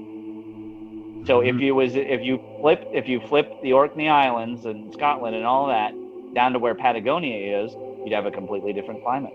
Yes, definitely. Yeah. Now, what about the erratic boulders? What do you think it was that moved all of them? Well, I'd say water did some, and I'd say the electrostatic did some of it, and then high winds did some of it too. Yeah, I'm picturing these things flying through the air. Could you imagine this massive boulders flying through mountains on top of other mountains? It's crazy. Into the world kind of thing, Oh, absolutely. With how close we were to Jupiter and all of these things in Kentucky, I didn't know they existed. Well, I'm glad. I think that you'll enjoy. Of course, a lot of it just confirms things you really. Absolutely. Yeah. Now, what do you think about the so-called Kincaid thing in the Grand Canyon? Do you think that's for real, or is that just Kincaid hyperbole? What is it? The mummies to ancient Egypt. Did you watch my show? I have no doubt that people all over the world were performing mummification. As for whether or not it's Egyptian or not, it probably isn't. But at the same time, it's not impossible. The Egyptians have been certainly found as far away as Australia. There are the Gosford glyphs. Yeah. Well, to find out King Arthur was in America, it blows my mind too. So. Yeah. That's very crazy. That's going to be a fun one. I did a whole show. I did a whole show on that on We're going to have to Leak talk Project about on that. Rex's channel. We will. No problem. Anytime you want. I love this first stuff. Read those two papers though. I will. Go back to go back to the academia. I'll point out which two papers it is. Okay. You'll alt tab over to the. Okay.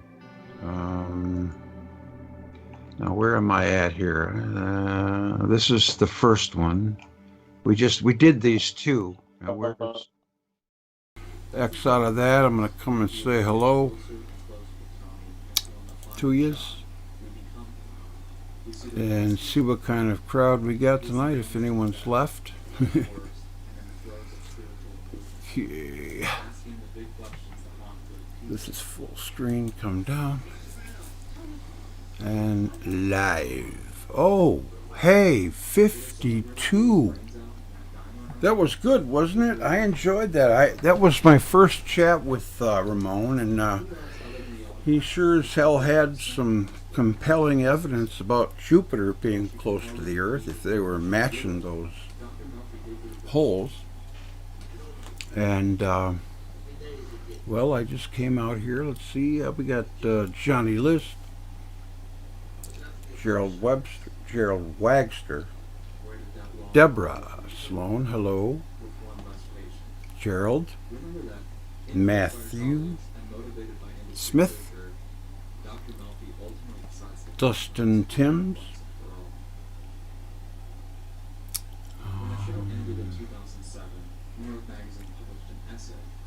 Circlick, hello Circlick, just getting to see your name a lot. That's nice. Also Gerald and Deborah and Dustin. and you guys are carrying the conversation. So when a lot of people aren't talking, that must mean people are watching. Vincent, is the stream a live conversation?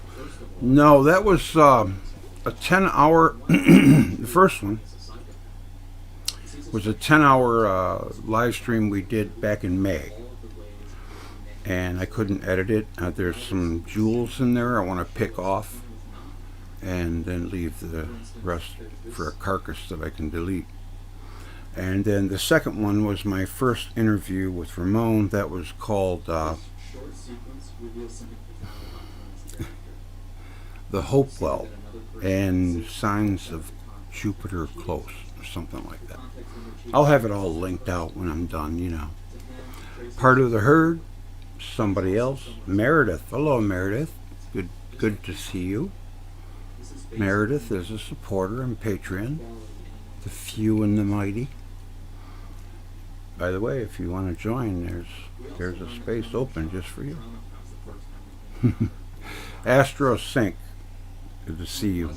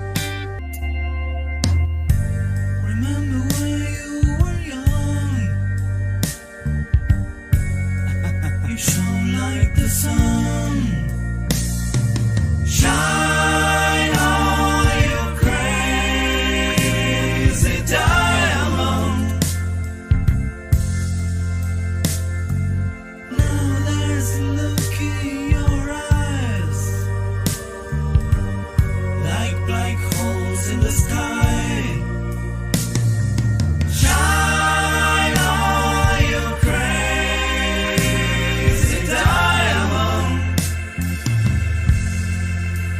You were caught in the crossfire of childhood and stardom, blown on steel wrist.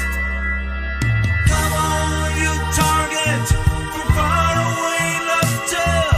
Come on, you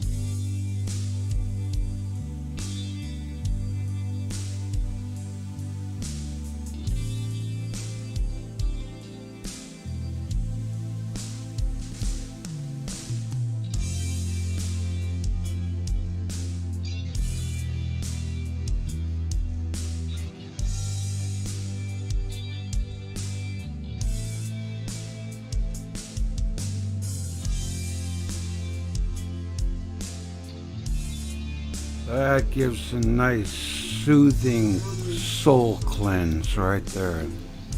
Some chords were just meant to be played together.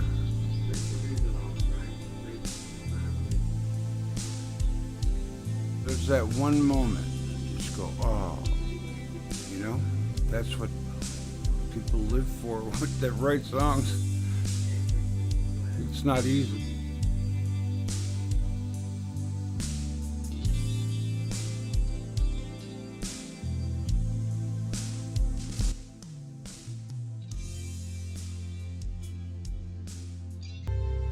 The thermal balance of Venus.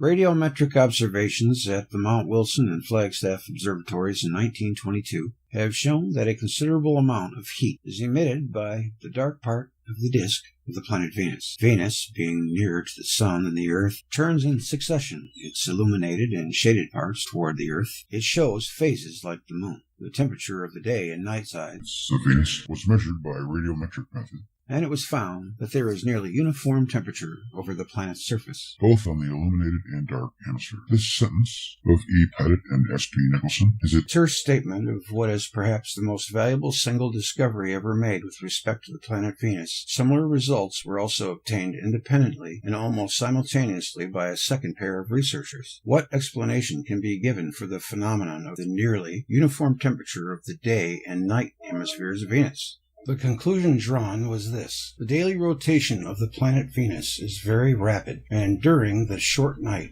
the temperature cannot fall to any considerable extent. But this conclusion stands in complete contradiction to what was believed to be the established fact of the non-rotation of Venus with respect to the Sun, or of a rotation in relation to the fixed stars with a period equal to the time of one revolution on its planetary orbit for 225 terrestrial days. Due to the cover of clouds over Venus, it is impossible to have a direct impression as to whether Venus has a day-night rotation or not. The spectrographic data suggests that the planet revolves always with the same side to the Sun, just as the Moon revolves always the same side to the Earth, or that, at most, it rotates very slowly. In any case, a short period of rotation is excluded by the stereographic data. If the period of rotation of Venus is 225 days, as many observers have been led to believe, it was difficult to see how the high temperature of the rotating layer of the night side can be maintained. Compromise does not satisfy either side. Neither the radiometric data, which suggests a short period of rotation, nor the precise spectrographic data, which indicate a long period of rotation, may be ignored, if they will undoubtedly furnish material for discussion and debate for many years. In reality, there is no conflict between the two methods of physical observation. The night side of Venus radiates heat because Venus is hot.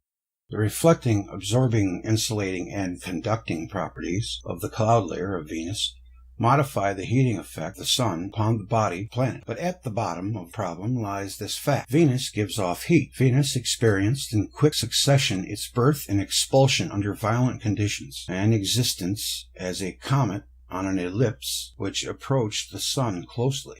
2 encounters with the Earth, accompanied by discharges of potentials between these two bodies, and with a thermal effect caused by conversion of momentum into heat. A number of contacts with Mars, and probably also with Jupiter, since all this happened between the 3rd and 1st millennia before the present era.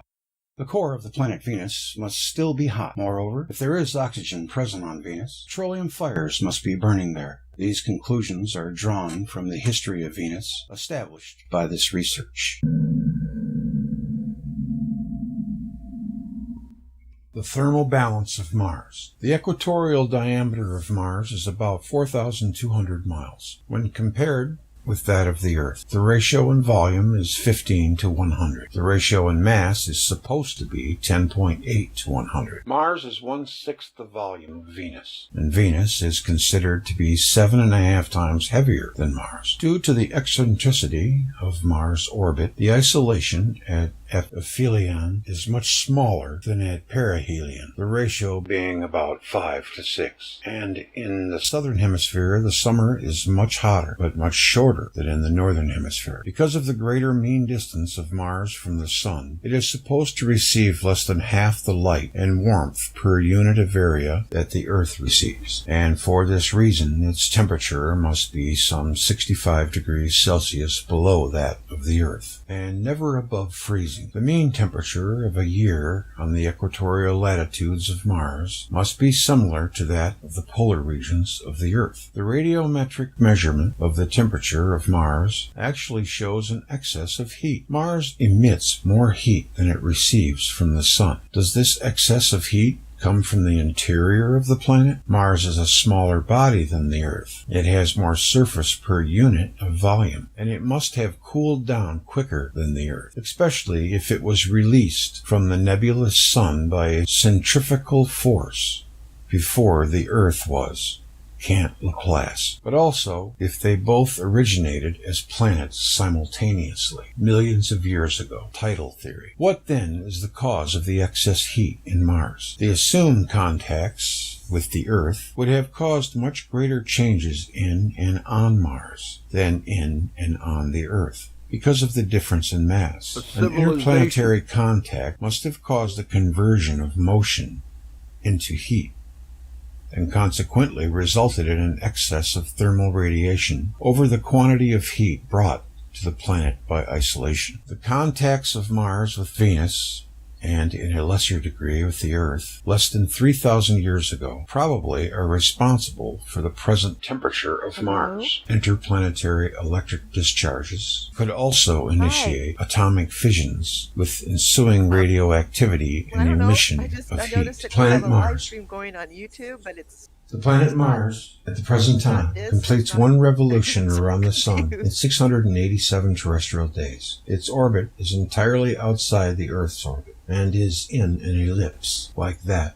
of the Earth, but more stretched out, so that the planet's distance from the Sun varies considerably during a revolution. When Mars and the Earth are on different sides of the Sun, the distance between them rises to over 200 million miles, and may reach 248,600,000 miles. From this moment on, as the distance between the two planets diminishes, Mars nightly grows more and more luminous, changing from an inconspicuous point of light to a most brilliant star, brighter than any fixed star.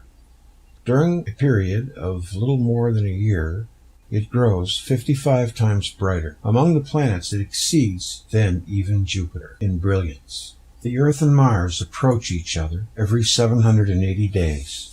This being the synodical period of Mars, but because of the ellipticity, there's a word, of the two orbits and the difference in the directions in which their longer radii are turned, the closeness of Mars and the Earth is not the same at every opposition, which reminds me each seventh approach, which occurs every 15 years when Mars passes through the part of its orbit which is closest to the Sun, and the Earth simultaneously passes the segment of its orbit which is farthest from the Sun. The conjunction of two planets is especially close and is the favorable opposition. These occasions are eagerly awaited by astronomers, for no celestial body, with the exception of the Moon, is more readily observable than Mars when at favorable opposition. The distance between Mars and the Earth at the oppositions varies from 61 million miles to 35,500,000 miles. Favorable opposition. The distance at various times during the period of 15 years varies greatly, from 248,600,000 to 35,500,000 miles. The two cosmic disturbances recorded by Hebrew tradition, one on the day when Hezekiah's father, Ahaz, was entombed, the other when Sennacherib's army invaded Palestine, were separated by a period of 14 or 15 years. If the figure in 2 Kings 18:13 refers to the invasion which ended in disaster, a seemingly arbitrary period of 15 years of grace, mentioned in Isaiah 38:5 and in 2 Kings 20:6, may also have had some relation to the periodicity of the catastrophes. The years 746 BC, 747, 717, or 702 and 687 BC, apparently were years of favorable opposition of Mars, when perturbations, irregular phenomena, and oppositions reached catastrophic dimensions. If, because of other reasons, contact between Mars and the Earth in the past is admitted, the combined shape of the orbits with points of nearest approach being reached at present every 15 years could be regarded as a vestige of a contact or series of contacts at similar intervals in the past between the two planets when revolving on curved orbits that were closer to each other. Mars bears a striking resemblance to the Earth at the inclination of its axis of rotation to the plane of its orbit, and in the period of its diurnal rotation, whereas the equator of the Earth inclined 23.5 degrees to the plane of the ecliptic. The equator of Mars is inclined 24 degrees to the plane of its orbit, a similarity unequaled among other planets in the solar system. The mean time of actual rotation of the Earth is 23 hours 56 minutes 4 seconds. That of Mars is 24 hours 37 minutes 23 seconds. No other two planets are so alike in the duration of their day, conceding that no conclusive data are available for the length of the day on Venus. It is possible that the axis of rotation and the velocity of rotation of Mars, stabilized and supported in their present position and rate by certain forces, were influenced originally by the Earth at the time of contact. Mars, being small as compared with the Earth, influenced to a lesser degree the rotation of the Earth and the position of its poles. The surface of Mars is crisscrossed with a network of canals. Their discoverer, Schiaparelli, assumed that geological forces were a factor in their formation. On the other hand, he was very careful not to combat this supposition, which includes nothing impossible, of the presence of intelligent beings on Mars, who could have built these canals.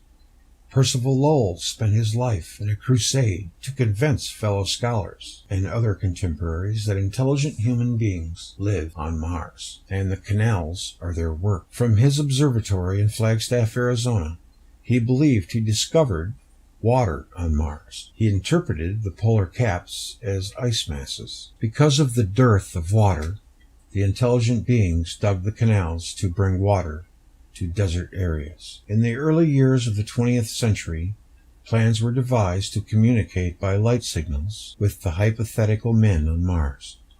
According to one plan, a series of light-sending stations was built into geometric figure on the plains of Siberia. The figure was to represent the Pythagorean theorem of the relation of the three sides of a right-angle triangle. If there are intelligent beings on Mars, some writers argued, they should be able to notice and interpret the signals. If they are not intelligent enough to notice the signals and understand their meaning, we should not be so eager to communicate with them. The experiment was not carried out. But there was one carried out in the 20s that I told you about. The contacts of Mars with other planets larger than itself and more powerful make it highly improbable that any higher forms of life, if they previously existed there, survived on Mars. It is rather a dead planet. Every higher form of life, of whatever kind it might have seen, most probably had its last day. Their work could not survive either. The canals on Mars appear to be the result of the play of geological forces that answered with rifts and cracks, the outer forces acting in collisions. Yes, but had Velikovsky seen the things that we have seen now with the rovers, I wonder if he would still have the same opinion. Notice the guarded comment in appears. My guess is he wouldn't, but that's just a guess. But speculating is fun. End of subject. Planet Mars. The end. The world will be destroyed. Also, the mighty ocean will dry up, and this broad earth will be burnt up. Therefore, sirs, cultivate friendliness, cultivate compassion, world cycles, and Vishuddhimagga. The solar system is not a structure that has remained unchanged for billions of years. Displacement of members of the system occurred in historical times, nor is there justification for the excuse that man cannot know or find out how this system came into being, because he was not there when it was arranged in its present pattern. Catastrophes have repeatedly reduced civilization on this earth to ruins. But our earth has fared well in comparison with Mars, and judged by the state of civilization at which mankind has arrived, conditions for life processes have been improved in some respects. But if events of this kind happened in the past, they may happen again in the future, with perhaps a different fatal result. The Earth has come in contact with other planets and comets. At present, no planet has a course that endangers the Earth, and only a few asteroids, mere rocks, a few kilometers in diameter, have orbits that cross the path of the Earth. This was discovered, to the amazement of scholars, only recently. But in the solar system there exists the possibility that at some date in the future, a collision between two planets will occur. Not a mere encounter between a planet and an asteroid. The orbit of Pluto, the furthest of the planets from the Sun, though much larger than Neptune's, crosses that of Neptune. True, the plane of the orbit of Pluto is inclined 17 degrees to the ecliptic, and therefore the danger of a collision is not impending. However, since the long axis of Pluto's orbit changes its direction, future contact between the two planets is probable if no comet intervenes to disrupt the intersecting orbits of these bodies. Astronomers will see the planets stop or slow down in their rotation, cushioned in the magnetic fields about them. A spark will fly from one planet to another, and thus an actual crushing collision of the lithospheres will be avoided. Then the planets will part and change their orbits. It may happen that Pluto will become a satellite of Neptune. There is also the possibility that Pluto may encounter not Neptune, but Triton, Neptune's satellite, and about 1/3 as large as Pluto. Whether Pluto will become another moon of Neptune, or will be thrown into a position much closer to the Sun, or whether it will free Triton from being a satellite, are matters of conjecture. Another case of intersecting may be found. Remember when I told you about Triton a couple weeks ago? Of the 6th satellite is interlocked with the orbit of the 7th, and the 8th satellite is highly erratic and crosses the path of the 9th. One should be able to calculate how long the 6th and 7th satellites have moved on their present paths. The figures will probably not be large. Who are you talking to? Each collision between two planets in the past caused a series of subsequent collisions in which other planets became involved. The collision between two major planets, which is the theme of the sequel to Worlds in Collision, brought about the birth of comets. These comets moved across the orbits of other planets and collided with them. At least one of these comets in historical times became a planet, Venus. And this is the cost of great destruction on Mars and on the Earth. Planets thrown off their paths, collided repeatedly until they attained their present positions, where their orbits do not intersect. The only remaining cases of intersection are those of Neptune and Pluto, the satellites of Jupiter, and some planetoids, asteroids, that cross the orbits of Mars and the Earth. Moreover, comets may strike the Earth, as Venus did when it was a comet. In that major catastrophe, it was fortunate that Venus is a slightly smaller body than the Earth. A large comet arriving from interstellar spaces may run into one of the planets and push it from its orbit. Then chaos may start anew.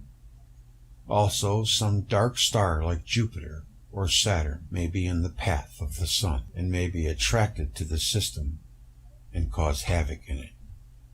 The scholarly world assumed that in some hundreds of millions of years, the heat of the Sun would be exhausted, and then, as Flammarion frightened his readers, the last pair of human beings would freeze to death in the ice of the equator. But this is far off in the future. In a view of modern knowledge, that heat is discharged in the process of breaking up atoms, scientists are now prepared to credit the sun with an immense reserve of heat. The fear, if any, is focused on the possibility that the sun may explode. A few minutes later, the Earth will become aware of this. And soon thereafter will no longer exist. But the one end, that of freezing, is very remote. The other end, that of explosion, is very improbable. And the world is thought to have billions of peaceful years ahead. It is believed that the world has gone through eons of undisturbed evolution, and equally long eons are before us. Man can go far in such a span of time, considering that his entire civilization has endured less than 10,000 years. And in view of the great technological progress he has made in the last century, the average man is no longer afraid of the end of the world. Man clings to his earthly possessions, registers his land holdings and fences them in. Peoples carry on wars to preserve and enlarge their historical frontiers.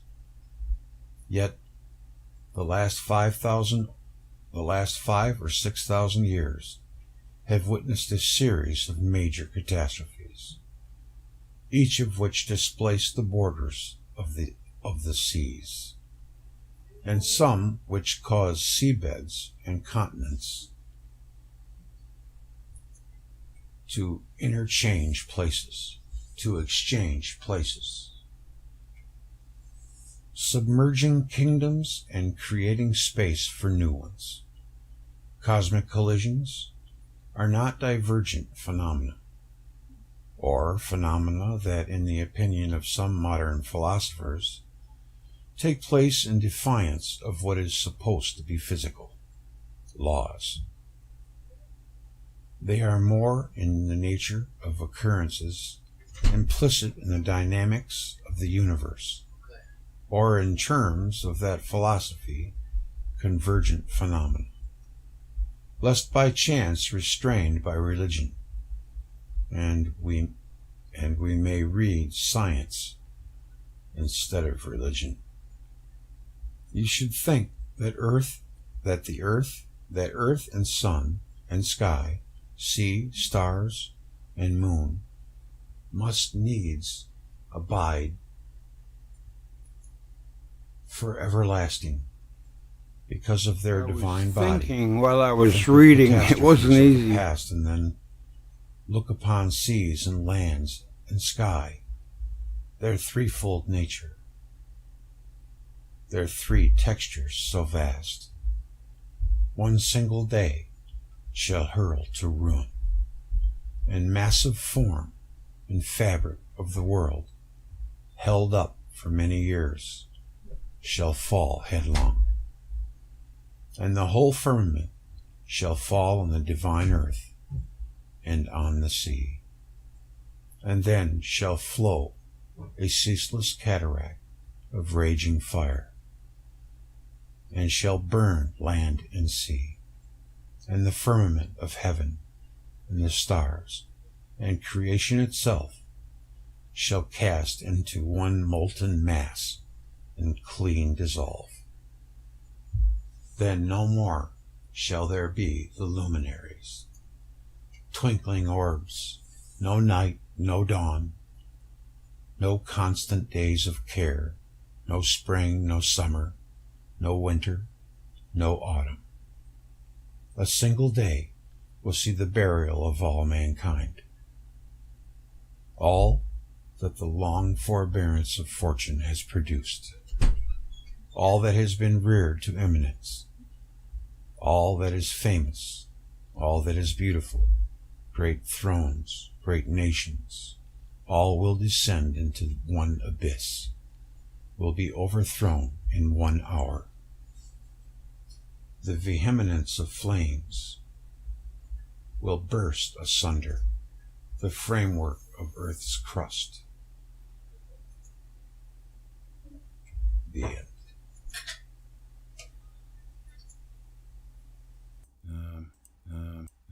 Saturn theory characteristics. Sun-like Saturn and nova-like. A number of researchers have suggested that in mythology, Saturn is sometimes referred to as a night sun, and having gone through a nova-like phase. 1944, C.E.R. Bruce wrote, in fact, that both Jupiter and Saturn were at one time minor stars.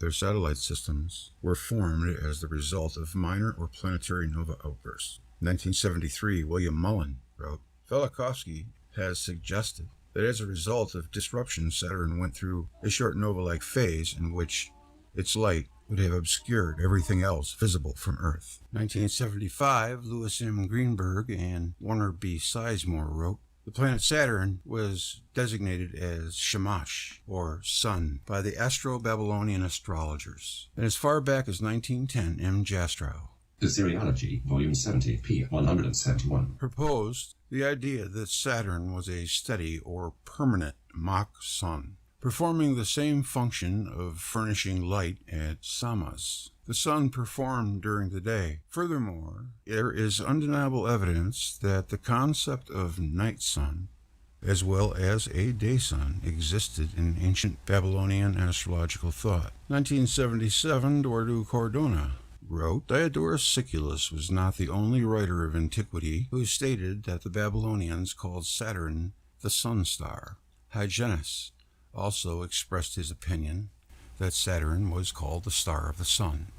Among modern Assyriologists, they got Assyriologists too? Assyriologists. I wonder if they're as good as the Egyptologists. It seems as if Thomson was one of the first to notice that the Babylonians designated the planet Saturn as Shamash. Yet Shamash, as a cursory glance through any work on Assyrio-Babylonian mythology will show, was very much like the Egyptian Ra, the usual Babylonian name for the sun. 1979, Emanuel Velikovsky wrote, my conclusion that as a result of its interplay with Jupiter, Saturn became a nova. I found confirmed in many ancient sources in which Saturn is regularly associated with brilliant light. But I was led to this idea, first of all, by a certain clue contained in the biblical account of the deluge. It's interesting that the Oppenheimer Ranch project that Dave was talking about, the cataclysm 42,000 years ago, I think. I'm wondering, these different steps that it went through, there's evidence of it happening, and that is synchronicity. The time periods are really hard to nail for me. The last episode was what we went through with Venus and Mars. That's all I really know. Happens all the time. And that was within historical times, according to Velikovsky. Earth as a satellite of Saturn. Several authors have independently suggested that mythological sources in ancient texts lead to the conclusion that Earth was once a moon of the planet Saturn. And also we have axial tilts, the oxygen content matching up, the salt water. I don't know how much that matches up or if they have discovered a match in that yet, but as of right now we have 2 out of 3. I wouldn't be surprised if it did. In one of the oldest texts that the Egyptians have, I believe it's the Ipuwer Papyrus, or perhaps it's the Coffin text. Osiris is already dead, and that dates back to, allegedly, the Old Kingdom. But I think it's a lot older than people think. There were people there, I don't know if it was Egyptians, but a lot older than that. Maybe could be up to 50,000 years old. Eduardo Cardona again, independent of Velikovsky, but basing their work on his. Harold Tressman and Bernard Neugrash, writer under the name of Brendan Ogiogan, also came to the conclusion that Earth must have once been a satellite of Saturn. B. Ogiogan. What a name. A topic to which Tressman has more recently returned, combining Velikovsky's postulate with that of David Talbot and others. Frederick Hall embraced the same idea, presenting it in a speculative scenario concerning the history of the solar system. Oh, I'd like to see that. There never is very much on YouTube about Saturn theory. Not much. A little bit, but not much. Alfred D. Gazia notes, I bought his book, by the way. The year 1977 marked the beginning of quantivolutionary publications about Saturn. 3 articles appeared written by David Talbot and by Eduardo Cardona, and jointly by Harold Trussman and B.O. Geoghegan. A few months later, Velikovsky, who had inspired the studies in each case without participating in them, released a fragment of his manuscripts on Saturn. Saturn was a second sun shining by day and night upon Earth. For example, the Old Kingdom. There may be some kind of a connection between Zep-Tepi, which is their phrase for the first time, and the famous archaeological dig Göbekli Tepe. What's with the Tepes? Do you think that'd just be a coincidence? Oscar Reichenbach is recalled by Eduardo Cardona. Actually, a similar, if more bizarre, idea that proposes the Earth to be an offspring of Saturn was aired as long ago as 1884 by Oscar Reichenbach as part of a theory purporting to prove that land masses on Earth have rifted and moved northward. Saturn is thus our as wrong as he father. might have been. And I am not here concerned with defending Reichenbach. His ideas preceded the similar ones of Alfred Wegener by some 33 years. 1974, Lynn E. Rose writes, "Still others may suppose that pre-flood year was indeed the period of Earth's revolution, but Earth was revolving around some other body other than the Sun." 1977, Harold Trussman and Bernard Neugrosch, writing as B.O. Geoghegan, wrote, "What must have been the relationship between Earth and this great body, Proto-Saturn? There are 2 answers we consider. The first is that the Earth was indeed nearer to this body, but on an orbit about the Sun independent of the great body. Thus, there would be times when the aspect of the Proto-Saturn body would be large. However, there would also be times when its aspect would be quite small. As at present, neither does this explanation account for some of the satellitic descriptions. The alternative proposal is startling. It is that at one time the Earth orbited as a satellite of Proto-Saturn." 1977 again, Ralph E. Jurgens wrote, "Velikovsky has stated that Saturn was disrupted in a near collision with Jupiter. Knowing little or nothing of the details, I can most easily imagine such an encounter in terms of a Saturnian planetary system, which included Earth, being invaded, dismembered, and captured by an interloping system of relative giants consisting essentially of the present Sun and Jupiter. If nothing else, the actual inclinations of Jupiter and its offspring, Venus, argue for an ancestral relationship between Jupiter and the Sun. Now, even though Velikovsky points out that Saturn was once a much more massive body than it is today, it is hard to imagine that it could have been massive enough to be a star in the context of the thermonuclear theory of stellar energy, but we know that's wrong.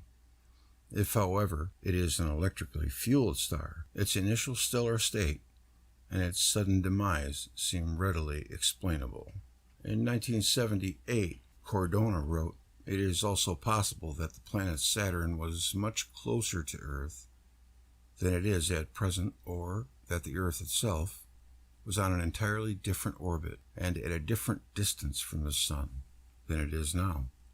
And Velikovsky had stated that it was where Venus is now at one time. In fact, we have good reason to believe that during the period of Earth history with which we are concerned, our little world was actually a satellite held in the electromagnetic and or gravitational embrace of the giant planet. In 1979, Velikovsky wrote, "It is conceivable that the Earth was, at that time, a satellite of Saturn, afterwards possibly becoming a satellite of Jupiter." Yep. And 1979, Lynn E. Rose writes, "Velikovsky has suggested that many thousands of years ago, but still within human memory, Earth might have been a satellite of Saturn. We are now supposing that the central fire was Saturn, that Earth was in orbit around Saturn, and always kept the same face towards Saturn, and that Saturn with Earth revolved around the Sun in 1 year. Day and night would be solar phenomena, but caused by the revolution of Earth around Saturn. Even at night, Saturn would provide illumination to the part of Earth that always faced Saturn." 1980, David Talbot wrote in his book The Saturn Myth, Saturn did not move on its present remote orbit, but ruled as the central sun around which the other heavenly bodies visually revolved. 1984, David Talbot and E.V. Cochran wrote, "It is understood that Velikovsky believed the Earth and Saturn to have once moved in close proximity, with the Earth perhaps revolving as a Saturnian moon. The Saturn myth proposes that Saturn, fixed at the celestial pole, loomed massively overhead, a central sun venerated by all mankind. Evidence is presented there for a Saturnian polar configuration as the source of early civilization's dominant symbols." Yes, and we were talking about the fleur-de-lis. Dave was telling me that it's one of the oldest symbols on Earth. That's quite of an intricate design to be one of the oldest. But again, much like the buildings, the older it seems, the better. The more intricate, kind of be in line with everything else that we see. Now, we have some different configurations. One of them is the polar configuration. Earth is Saturn's satellite, the barbell model from Cordona, and there are criticisms. Let's read a few of these criticisms. At the moment of the nova, the electric arc was interrupted long enough to free Mars, Earth, Apollo, and Mercury from their million-year captivity along the axis of the binary partners. Thereupon they orbited the Sun independently for the first time, moving along a plane close to that of the old binary. Their new roughly coplanar orbits were similar to, but much more closely spaced than the orbits of these same planets today. At the time of its nova, Super Saturn broke into at last three major fragments. These pieces constituted the present Jupiter, Saturn, and Neptune, all receded from the Sun following the fission Jupiter. The largest surviving piece took up a position near the Earth's present orbit. Saturn Minor, the intermediate-sized part, blew into space beyond Mars' present orbit. Neptune receded beyond Jupiter's present orbit after depositing much water onto the Earth's electrosphere. In the nova, charge was expelled from Super Saturn into the plenum and dispersed in surrounding space. It was as if the mass of the system had been reduced 2 1/2-fold, so the planetary motion slowed considerably. And this is this guy's version. Though there are a lot of different versions, we'll go over them in a minute. One thing that I know is the last god that was added to the Greek gods was Apollo, and he is, all the other Greek gods are old men with beards. He is a young man and clean shaven, and if he's identifying with the sun, that would make sense, wouldn't it?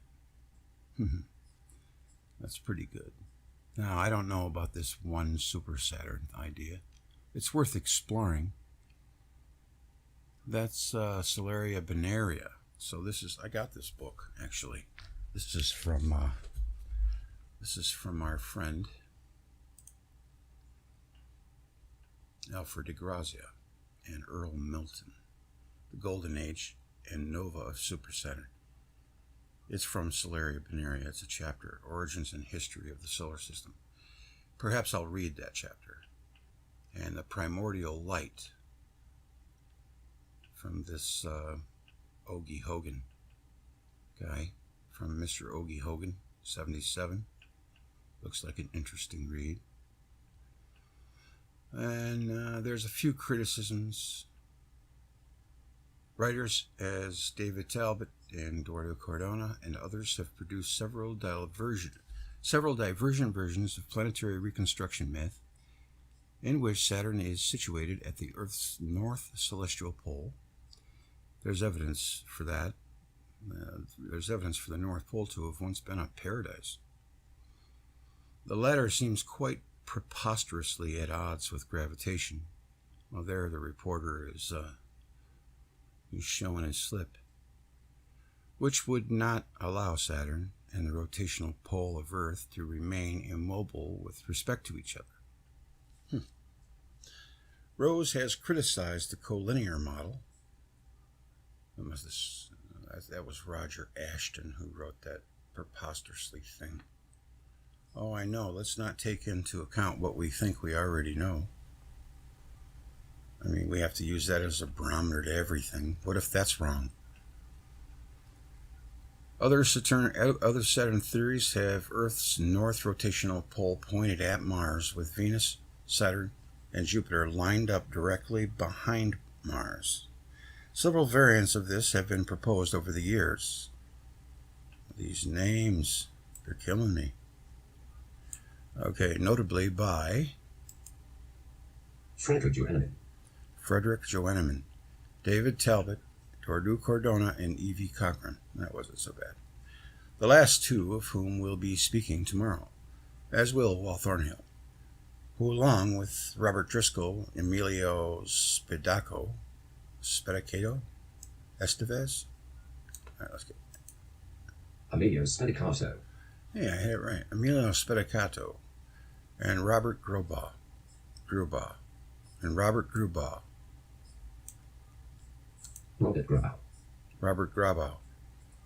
have given support to the theory from the technical side. I have several criticisms of this kind of Saturn theory. The key issue for me, boy, I love these new words they're coming up with. Nomenclature. The key issues for me are nomenclature. They're even hard to pronounce. The key issue for me are nomenclature. Say that 10 times. Nomenclature. Stability, myth, and transference. I regret to say that there is a similar behavior in the field of Saturnian studies. The Saturn theory becomes whatever their theory is, and it excludes me. Well, at least he's honest about it. Even words like polar and actual are co-opted, as if those words characterize their theory, but not mine. Nah. Thus, the so-called Saturn theory, to this day, does not have a name I can accept. Well, we got to make sure that you can. My own modified, and I use a big word, show you how smart I am.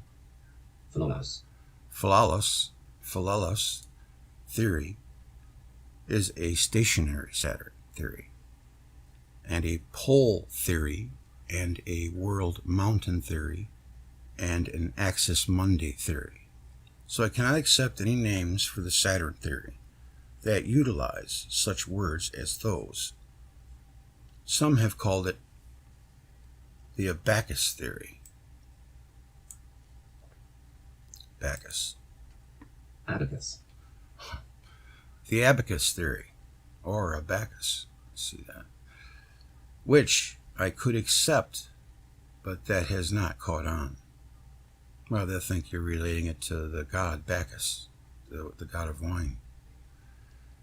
I once suggested the name Northernism. I like that, but that doesn't really have any kind of, you can't gain insight from looking at it. Northernism. I know what it means, the polar alignment. Since Earth's North Pole points at Mars, Venus, Saturn, and Jupiter. But that has not caught on either. 9. And, okay, that's a reference. I would now like to propose the name God Kebab. Oh, yeah. Make it sound silly. No. For this overcrowded column of deities, but the defenders of the theory probably won't like that any more than Northernism. Victor Slabinski, an astronomer in the aerodynamics section at Intelsat. What is that word? Intelsat. In Washington, D.C., who works on orbital mechanics of geostationary communication satellites, criticized Robert Grubaugh's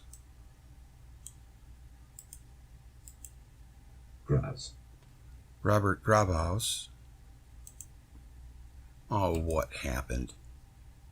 You gotta be kidding me. Okay. Robert Grubau's Polar Configuration, PC, model, and concluded that his paper gives insufficient mathematical analysis. In 1958, NASA was born by President Eisenhower in the 87th Congress. The credo for this agency would be that the widest appropriate dissemination of the data gathered by NASA's activities be presented to the American people and through them to the rest of the world. It was hailed as an extraordinary achievement for Congress in the late 1950s. There was intense rivalry within the military for who would be the leader in the fledgling industry in the ocean of space. But a military man, President Eisenhower, decided not to give it to the military, but to give it to the American public.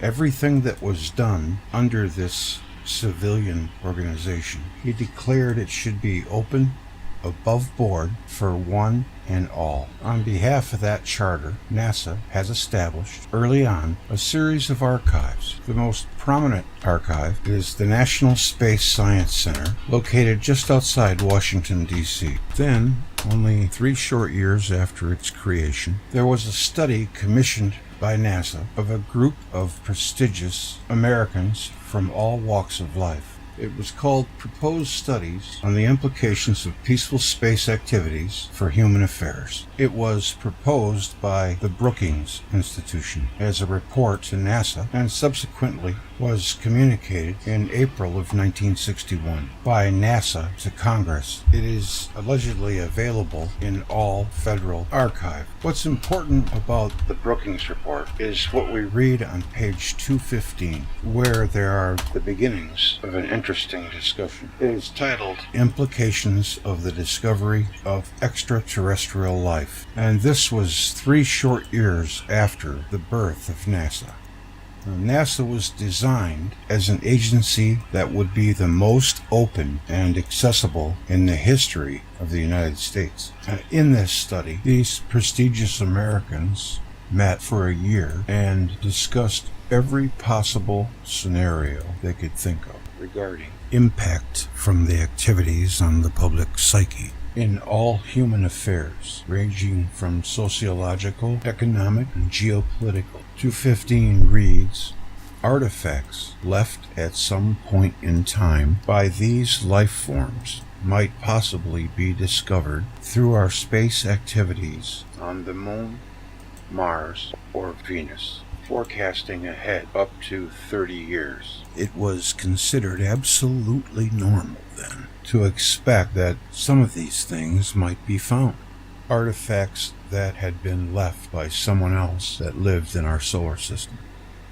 The document then says, to discuss what might happen, it says, anthropological files contain many examples of societies sure of their place in the universe, which have disintegrated when they had to associate with previously unfamiliar societies, astounding different ideas and different lifeways. Others that survived such an experience usually did so by paying the price of changes in values and attitudes and behavior. If NASA were to discover extraterrestrials, or even their artifacts, the social consequences conceivably could lead to the, quote, disintegration of civilization. What we have here is a social and political paradox, a contradiction. On one hand, we have formed an agency which is supposed to be the most open, candid, and honest, the most ethical, and the most inquisitive for all Americans in the history of the Republic. Remember, we do live in a republic. And on the other hand, there always is that other hand. They set out a blueprint that in one area that it may find data that may contain in it the seeds of the destruction of the Republic itself. What was done with this logical paradox, stretching now across many decades? That was a kind of surmise or a paraphrase of a speech that Richard Hoagland gave in one of his videos from the 90s. It's called Hoagland's Moon-Mars Connection. And you know, his story is pretty interesting. And I have to remember that Hoagland gave up a cushy job that was 5 to 6 figures a year when he saw something wrong going on, just like Tom Van Flandern, just like Theodore Holden when he knew something was wrong in college. They decided to actually act on it instead of just pushing it back and enjoying the limelight of their title or position. I think he needs to be given a lot of credit for that. And he's been working tirelessly since I can remember, with practically no evidence at all. But his story is interesting in many ways. Like when the face on Mars was discovered and photographed, Hoagland was all over that like ugly on an ape, or like we say, like stink on shit. Hoagland rightfully claims that the face on Mars falls within the scope of the Brookings study of a true artifact found by NASA. How he puts it, that somewhere, somehow, sometime, that was put there by some alien race, or perhaps human race. And it's nothing that should seem strange, because NASA themselves predicted that they may find this very thing. And he claims from his beginning naive involvement, asking and trying to distinguish that it was indeed an ancient artifact. Richard set up several investigations on the matter with an organization called the Mars Investigation Group. He was attempting to get scientists to take a look at this away from their day job to pursue something that may be a tad more important. And he worked quite hard to try to find out if perhaps the human race wasn't alone, which would be the biggest news story ever. You ever seen a rock that looked like that? I never have. Data. He calls it a brilliant and blinding denial. I don't think it's a hat, but I don't think it's a rock either. Could be real.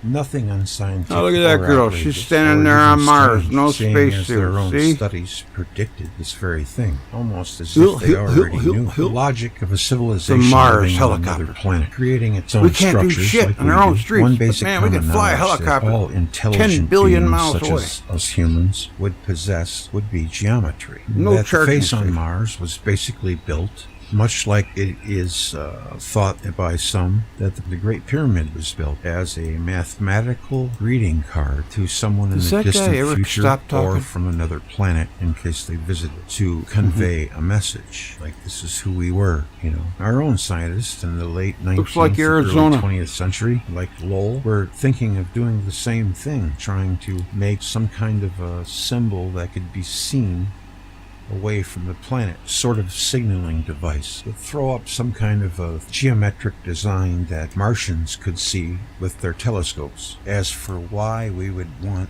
alien civilizations to know we're here, I cannot answer. It's beyond me. I think it's dumb, in case they were there. I know you probably know all of that, but here's what you might not know. After Richard Hoagland got all of this information together, he wrote a book called The Monuments of Mars, and it really put him on the map, because the book was, I don't know how many times it was printed. I don't know, is it even out of print yet? It sold a lot of copies. I don't know how many, but that book spawned a probe mission to Mars, because this was being done on the world stage, and we were all paying attention for a little while anyway. It was called the Mars Observer Mission, but there's a catch. There's a snag. Literally, a few days before Mars Observer was going to arrive at Mars, they received a report called the McDaniel Report. It's a report by Stan McDaniel, an academia mucky-muck. He was also an epistemologist and an ethicist, which raises the eyebrow a little bit, and a historian of science. He began by naively wondering why NASA had not targeted Mars Observer to photograph and either falsify or verify Richard's book, The Monuments of Mars. If you remember right, he gave a speech in front of the full assembly of the United Nations on the matter, so it had worldwide attention.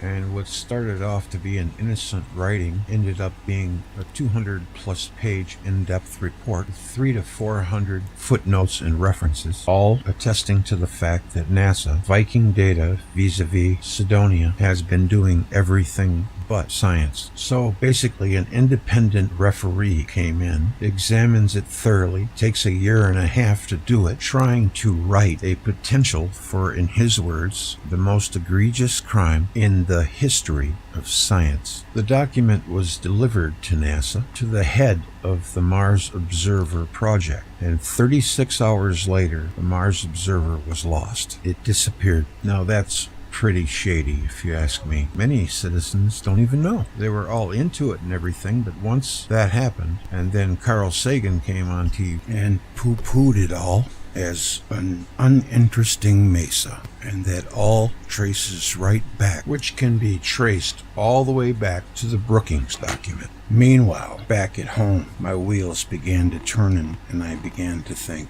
but I really don't think it's their fault. They're stuck with the hand-me-downs from Black Ops. NASA, in my lifetime, it's just one lifetime, not even lifetime, they've gone from the most beloved agency of the government to the most hated. Somebody got in there and just jacked it all up.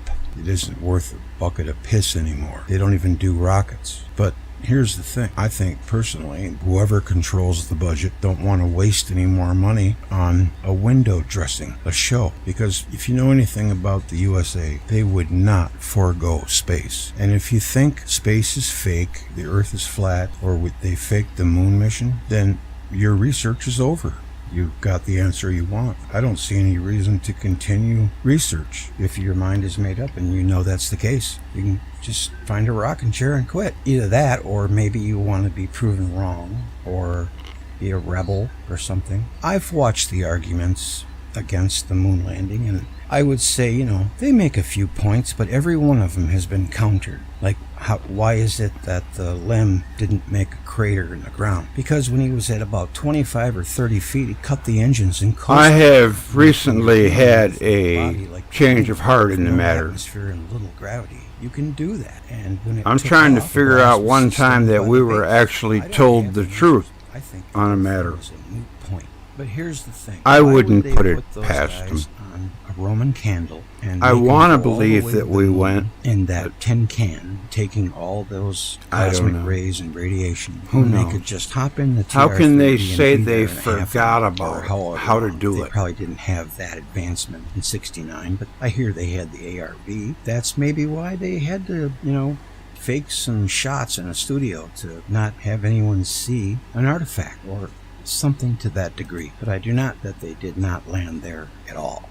I don't have any answers, and that's why I'm still researching. I know what I feel, and we all have our opinions, and that's okay. Debate is good. Disagreeing is good. A long time ago, there was a poet society in the 19th century. People like Edgar Allan Poe belonged to. They would get together and all have different ideas. They'd sit at a table and they would just throw out their ideas to each other. And they would call it an enlightening session. They wanted disagreement. They would have been disappointed if everybody had the same opinion. They eventually ended up calling it the Black Cat Club. Look it up sometime.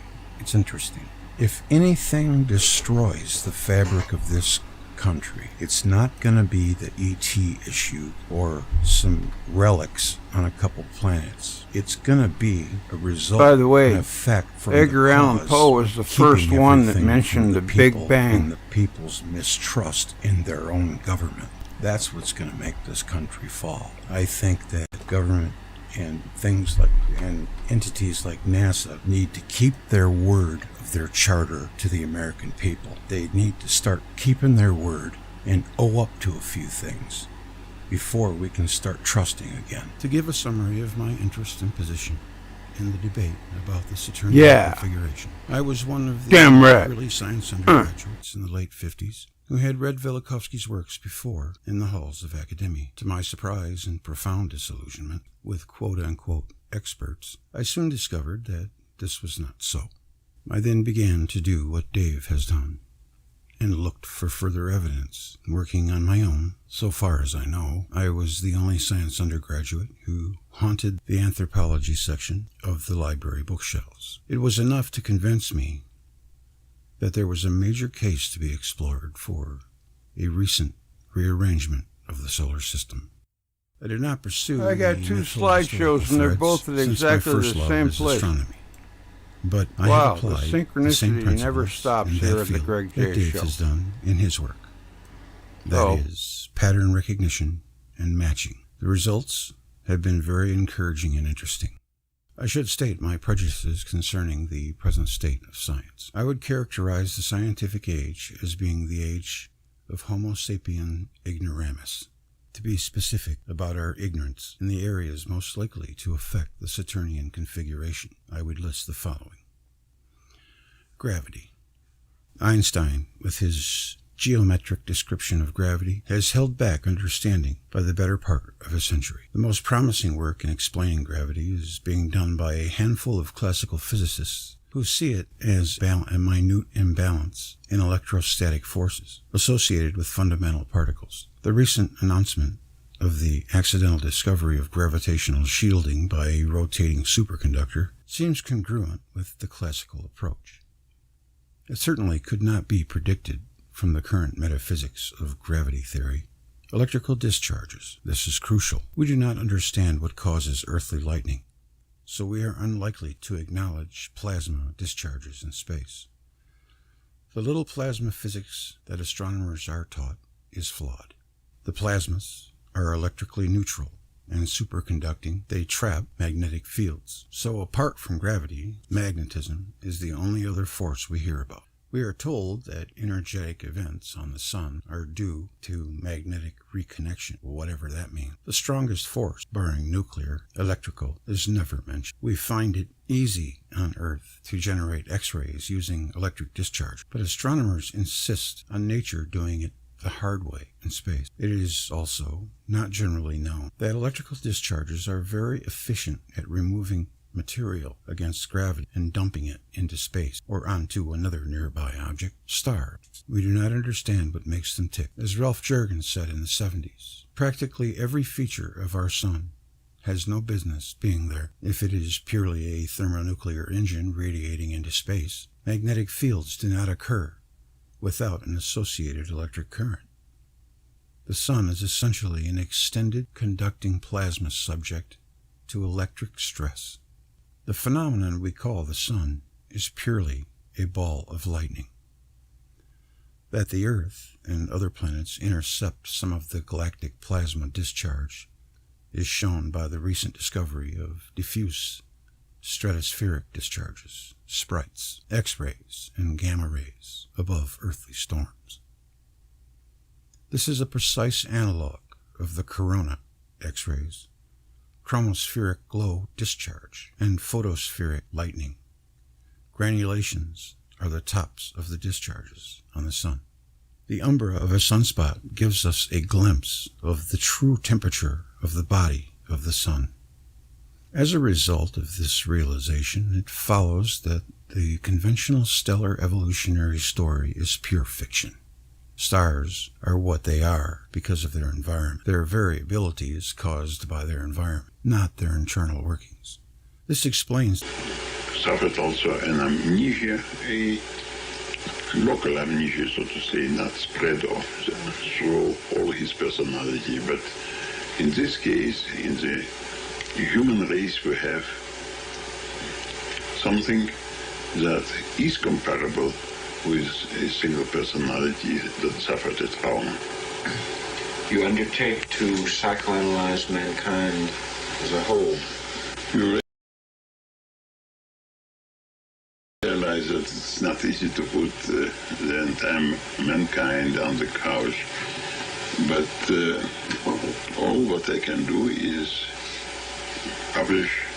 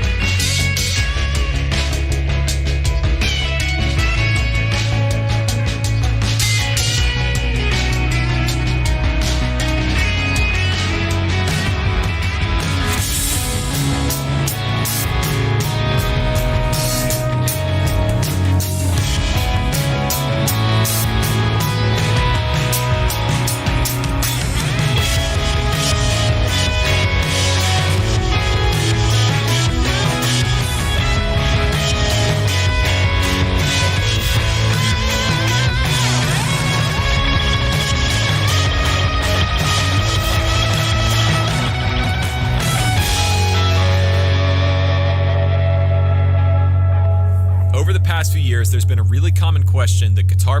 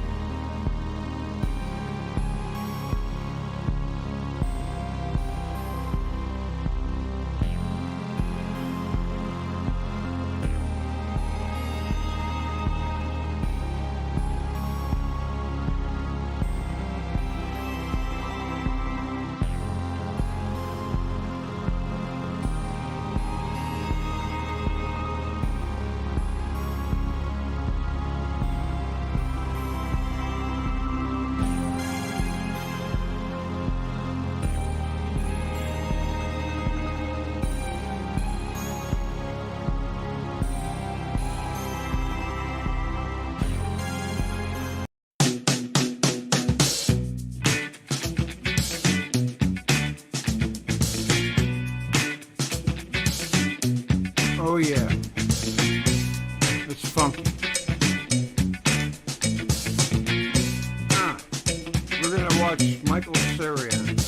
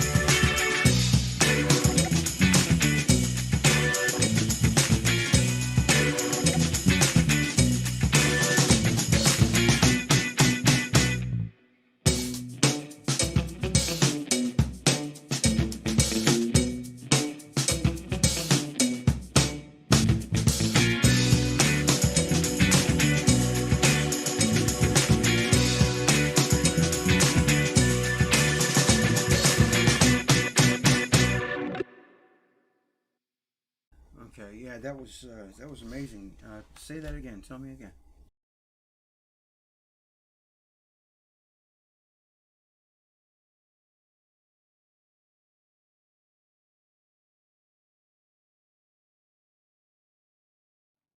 Now, all its combined transmitters send 3.6 million watts of radio frequency output. Jerry Smith, in his book HARP, The Ultimate, it has a unique feature, a patented beams onto the Stargate they're hoping to break through, and as yet they have not been successful.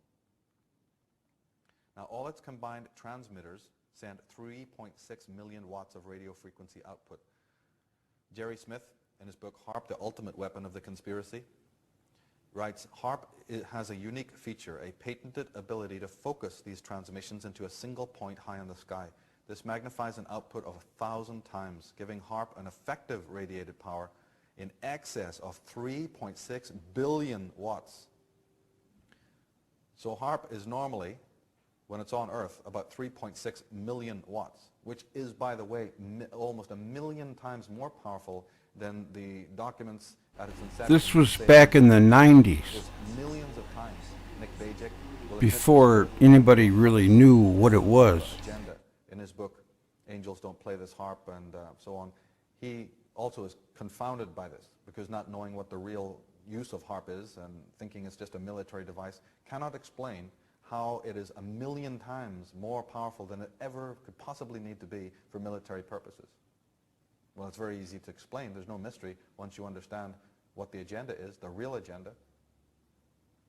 But as Smith is saying here, HARP can be focused so that it even has so much more power than that. 3.6 billion watts is actually its full potential. He says, the signal will be sent to the top of our atmosphere where it is intended to heat a portion of the sky. This type of transmitter is called an ionospheric heater. There are several ionospheric heaters in use around the world today. HARP, however, will be many times more powerful than all of them combined.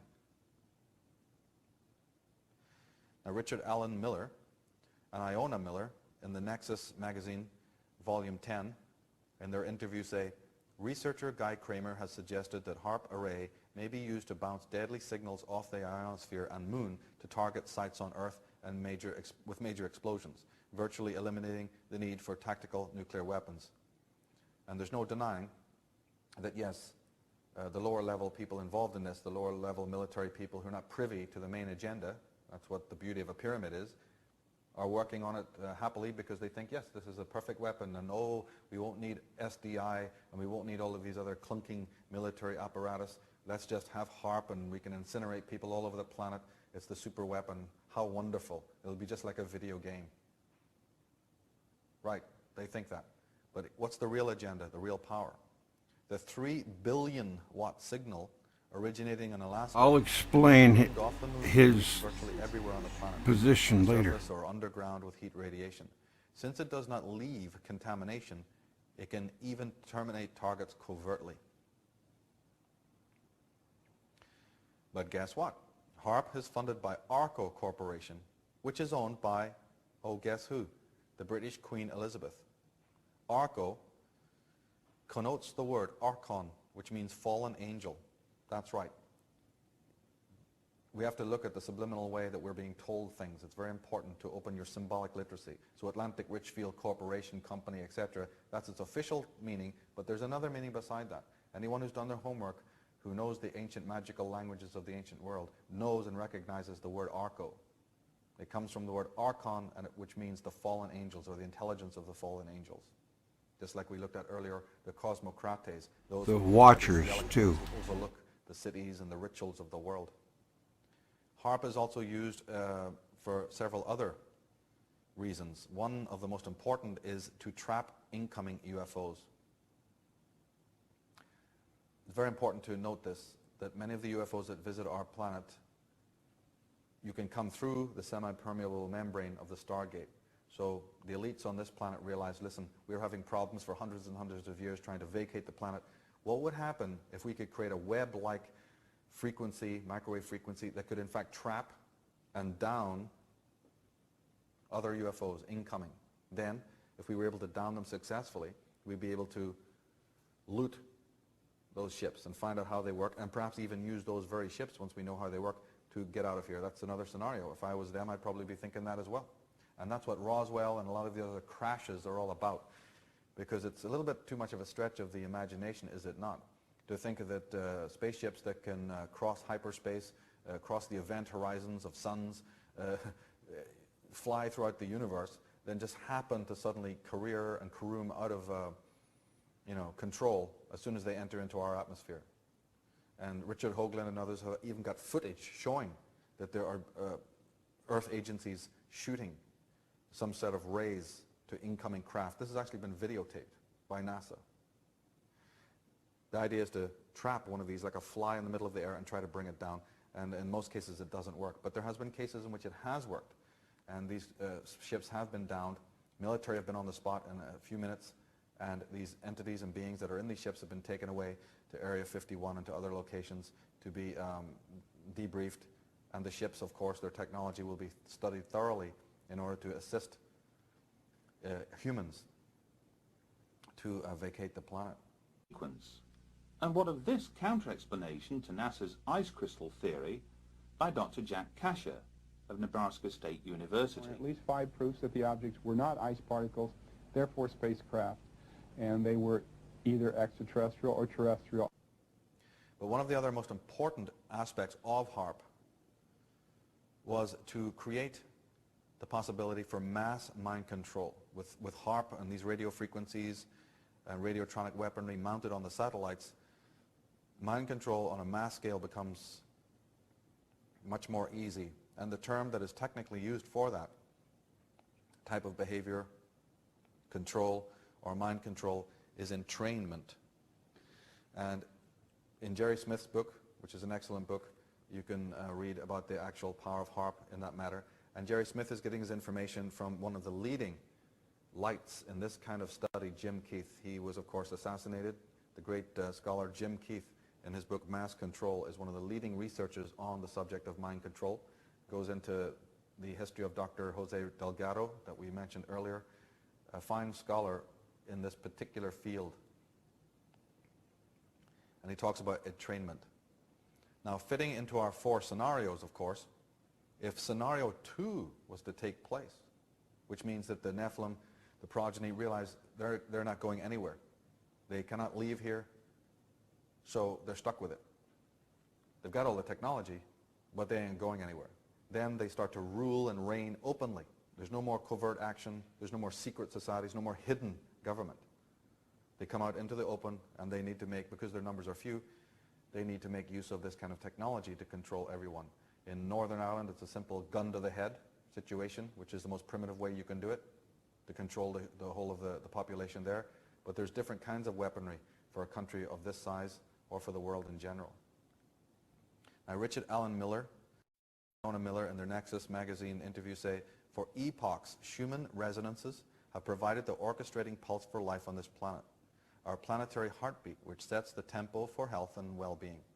But now the very heart of the planet is in jeopardy, according to Framework Convention on Climate Change. ELF, that's extra low frequencies, from Schumann resonance are intimately linked with those of brain waves. Natural or artificially induced changes in the Schumann resonance could affect the subtle and perhaps gross brain wave generation. Liquid crystals, which are DNA, brain ventricles, and cellular structures in the human body, may operate as antenna for detecting and decoding such global and local ELF signals. So let's be in no doubt from what these researchers are saying, our body is an electromagnetic antenna. Should there be any fluctuation not only in the normal Earth energies, but should those be influenced or precipitated by external interference, the human body will respond dramatically and almost instantly. There is an harmonic relationship between the Earth and our mind-body. Earth's low-frequency isoelectric field, the magnetic field of the Earth, and the electrostatic field that emerges from our bodies are closely interwoven. Our internal rhythms interact with external rhythms, affecting our balance, our REM patterns, and mental focus. Schumann resonance waves probably help regulate our body's internal clock, affecting sleep and dream patterns, arousal patterns, and hormonal secretion. Environmental rhythm, the fundamental driving system for all life on our small blue planet, is jeopardized by human manipulation of the ionosphere, such as HARP. 90 Russian deputies signed an appeal against the HARP program, charging that the experiments would create weapons capable of breaking radio communication lines and equipment installed on spaceships and rockets, could provoke serious accidents in electricity networks and in oil and gas pipelines, and have a negative impact on the mental health of people populating entire regions. Some researchers are speculating that the entrainment process has already happened or is being dabbled in, and that's why there's a rising levels of depression and delinquency in our world that cannot be normally explained in any other way. Jim Keith was certainly a big believer that this entrainment process has already begun in certain regions of the world. Now in the book of Enoch, we read, "And when men could no longer sustain them, the giants turned against them and devoured mankind. And they began to sin against birds and beasts and reptiles and fish, and to devour one another's flesh. Then the earth laid accusation against the lawless ones." And this whole campaign against nature is central stage in this whole scenario. From the earliest times, certainly from the post-Diluvian epochs that we were looking at, right down to the present day. The whole extent of this crime against the planet, we can read here. Ecologists fear that we are losing between 50 and 150 species each day, a rate thousands of times higher than the evolutionary background extinction rate of about 1 species a year. Some estimate that we have lost perhaps 600,000 species since the biotic holocaust began around 1950. This one caption, this one statement, basically tells us the whole gig. In 1 year, just 1987, we have this vast expenditure on what? Technology and military. But yet every program of the United Nations, they're all screaming for money and let's heal the world, but we can't get round to it. We just don't know how we can crack it. I don't know how backward you have to be to not see what the problem is, what the agenda is. $900+ billion is spent on military budgets a year worldwide, with 50% of that spent by the US. The Pentagon spent $9,000 per second before the 9/11 attack. The percentage of US military spending that would ensure the essentials of life to everyone in the world, according to the United Nations, is a mere 10% of that. That's about $40 billion, which was in fact the amount of funding initially requested to fund our retaliatory attack on Afghanistan. Now coming to the whole question, the ongoing pursuit of getting out of here, you may build your technology back to the place where you had it 50,000 years ago when you crossed space. You may have those UFOs, and those UFOs are being sighted from Mexico, all over the world, from Australia. Individuals in our modern world are seeing constant evidence. There's plenty of traffic in the sky to prove that there's UFO activity. Yeah, he bought into it, but I can explain a little bit of it. Our planet. We're not aware yet, as I advocate, that these are Earth ships.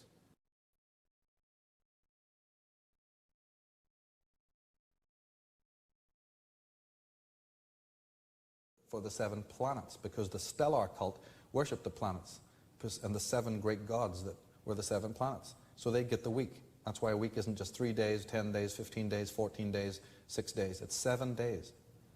Now, each cult would have additional feast days assigned to them, of course, some which would closely coincide, others which were more specific.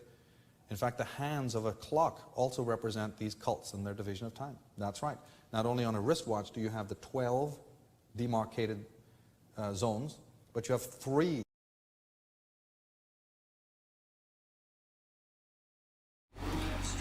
St. Pauli, if you're around, come on back.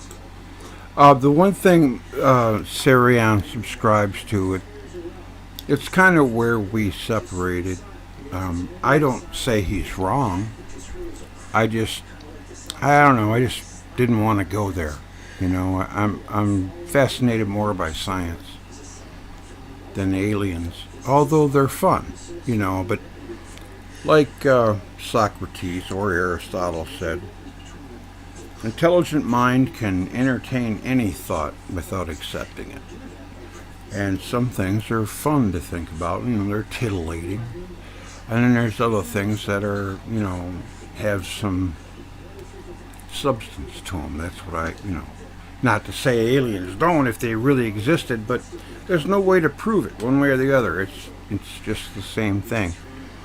But I mean, he thinks that the survivors of the last catastrophe were more or less the Anunnaki. They came here and this became a prison planet, and they put the Van Allen belts out there to keep us locked on the planet and can't go past the moon, I think. I don't know. But that's just a hypothesis, you know. And I mean, who knows? It could all be true, you know. But I just prefer to go to the science part. That's where me and Michael kind of part ways. But I owe him a lot because he, first of all, woke me up to alternative researchers. His stuff on astrology and symbolism and all that other stuff is just right on. The guy knows what he's talking about. You know, as far as the alien race coming here, well, who knows? I mean, we had to get here somehow. We didn't grow out of the ground. And that splice that Lloyd Pye talks about, the second molecule in our DNA, how can you explain that? So there is there, you know, it's not entirely just ridiculous. We had to come from somewhere. That's just all I have to say on that. I like Michael Tsarion, and I like, you know, I can divide the wheat from the chaff, but just like with oh my goodness, the Principia guy, we just watched a couple of videos from him. Santos. He's got great stuff on astrology and on Saturn and things like that, but he gets into the flat Earth, so we part our ways there. I don't think there's very many people that you can agree with 100% of the time. That would be pretty rare. So, you know, just take that with a grain of salt. I still enjoy listening to him. And I think that's it. We did watch this already, but it's only a few minutes long. I think 2 minutes, so we might as well finish it. Pauli girl, are you still around? You want to talk now? You came in the middle of a video, so I told you to come back. Please do. Hands on a clock. The hour hand for Horus, the sun. The min hand for minute, which was the ancient name of the moon, Min, and the quick ticking hand, which is either for Mercury, the fastest god, or for the Earth, for terrestrial time. The three hands of time. I want to emphasize again at this point that there was another little division on a timeline. Very important to realize. Yeah, that I'm here. Oh, there you are. From, say, 25,000 years BC. But up until I have to. Did you hear me talking, or was I talking with my mic off again? the last No, I could hear you. Oh, thank God. What we call Egypt lasted that long. It was working. Now I have to. You like Michael Tsarion too? Time of the invasion of I love him. Yeah.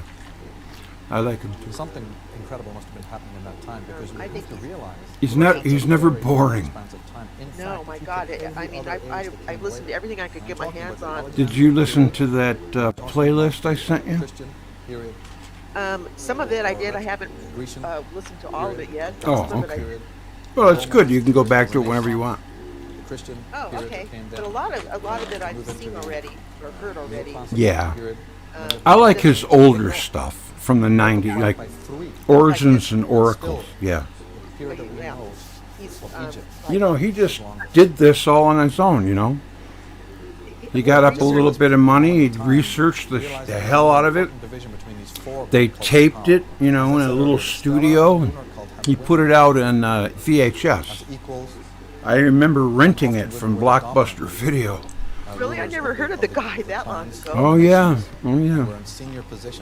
You'd go over in that little nook, the conspiracy theory corner, and I'd get all my Kennedy videos, and, you know. They didn't have Electric Universe at that time.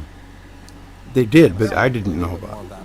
Well, I don't think anybody knew about it except for the people that were ambassadors of the coming up with it. I don't know. Yeah. But I mean, since the 90s, there's so much something rare. There's so much alternative.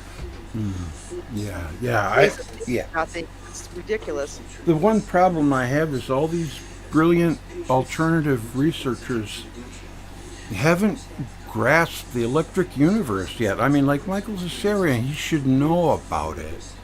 And, you know, I mean, he would have no problem with it. And why doesn't he? You know why? Because maybe he hasn't heard of it. I don't know. But he has. You know, he has. Oh, yeah. I think it would cause a rift. If you talk about it, yeah, it would change his. Yeah. His information it would change it, and he can't have that. So there you go. Does that that just tells you something? His research is based on the way metaphysical, spiritual kind of end to it, and that's okay. Yeah. You know, we need that for sure. But you know, it's a shame too, because a guy like him could really come off sides. But oopsie, come on. What happened? Oh, I can't. The damn thing, I got to get it off of there, and I can't. My mouse, for some reason, I lose it. I don't know. It's weird. I can't see it, and I have to move it around until I finally see it. You ever had that problem? Yep. Now look, what I do. What? The best way to fix that is just to enlarge your make your cursor bigger so that you can see the arrow better. Yeah, I think I will. Yeah, because sometimes the mouse that I have. Well, let's waste time on that. But check this guy out now. This guy was the big honcho over there at Skunk Works, Lockheed. And I know everybody knows about this, but it seems like nobody pays any attention.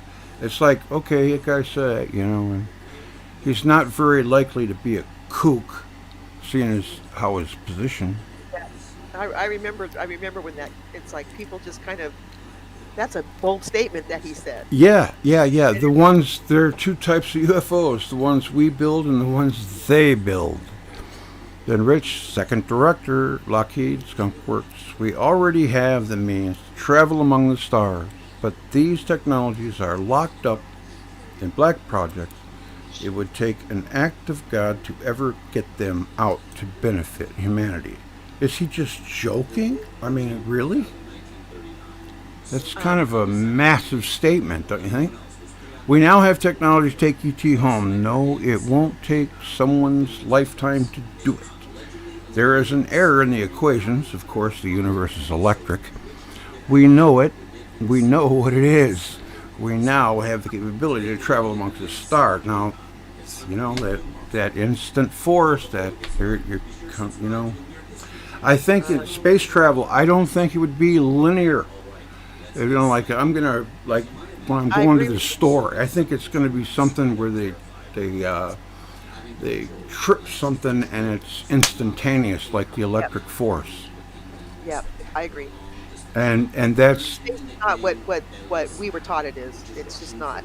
No. It's, I mean, there's that, you know, we have our atmosphere or whatever, but you know, once they get out of that, and I was watching these videos of that the rock, I forget what it's called, and it makes this, you know, it makes like a weird halo around itself when they shoot it off, Mhm. and it makes this really weird halo, and it looks like there's something, you know, it's going, and then it looks like there's like something, a little light that either is following it or in there with it, and it's just the weirdest looking thing. And this person that was making these videos, you know, were showing different times the rocket's been, you know, let off, and this person thinks that it looks like the thing is going through water, because at one point it gets to a certain point where it kind of like, it looks like it breaks out or whatever. Like, what is it? A little ship? No, well, it's haven't you ever seen? Maybe I can find videos of it. I forget what it's called. It's weird. It doesn't look. It looks really creepy when it's in the sky when they shoot it off. It doesn't look right. It looks really weird, and it's got a blue. What's it hue. called? I can't remember. Let me see if I can find it. Okay. Yeah, so, you know, that's not for nothing. I just thought I'd mention that. But it looks I'm not all freaked out on it, but I can talk about it comfortably. It doesn't bother me. these things either. But this person making the video was saying that and I've always kind of thought, well, since I don't know when I decided that space is more like water, and I think maybe it's not water, but it's something like water, but it's some conductive fluid. So I mean. Oh, well, you mean the? Are you talking about the TR3B, the mercury, the plasma? They spin it, I think, under 250,000 atmospheres, super cooled, to something like negative, I don't know, almost absolute zero. And they get this. It creates its own gravity field, and it takes 89% of the weight off. You're only dealing with 11% of the weight, and apparently the thing, you know, I mean, you could probably have a steak dinner and you could be executing all these maneuvers and you don't even feel it. That's a plane. That I'm talking about, like a rocket. No, this is like a flying saucer, you know, something that. It looks like that, but that's old. And this is yeah, I mean, it has been around for a while. Yeah, that's true. For a long time. What I'm saying is, you'd have to show me a picture. So the stuff, yeah, I'm gonna. I kind of, let's see. I might have found one, but Give it to me on Discord, and I can look at it. People are ridiculous if they think, like, you know, you go to an air show. I used to love to go to air shows. Love them, yeah. But at one point, I went, we're going to see the same friggin' things. Mhm. We're going to, you know, and the coolest, the fastest things we're going to see is maybe the Thunderbirds Mhm. or the Blue Angels. Mhm. And how old are those rockets? I mean, rockets. Yes, They're- exactly, yeah. They're jets, okay? Mhm. And then only one time, I went to an air show and we got to see the stealth bomber for a very brief. It was very brief. Right. And you know, came and it was really cool, and the thing was gigantic. Same it was here. really cool. Yep. And that was it. Mhm. And that was like that plane was like 20 years old or more, you know, when I saw it. It's really weird looking at it flying through the air, though, and You know, it does look weird. It is trippy, and it's really quiet, and it is trippy. But Mhm. that was already 20 years old. What I'm saying is Yep. the tech, if that's 20 years old, what have they been working on and come up with?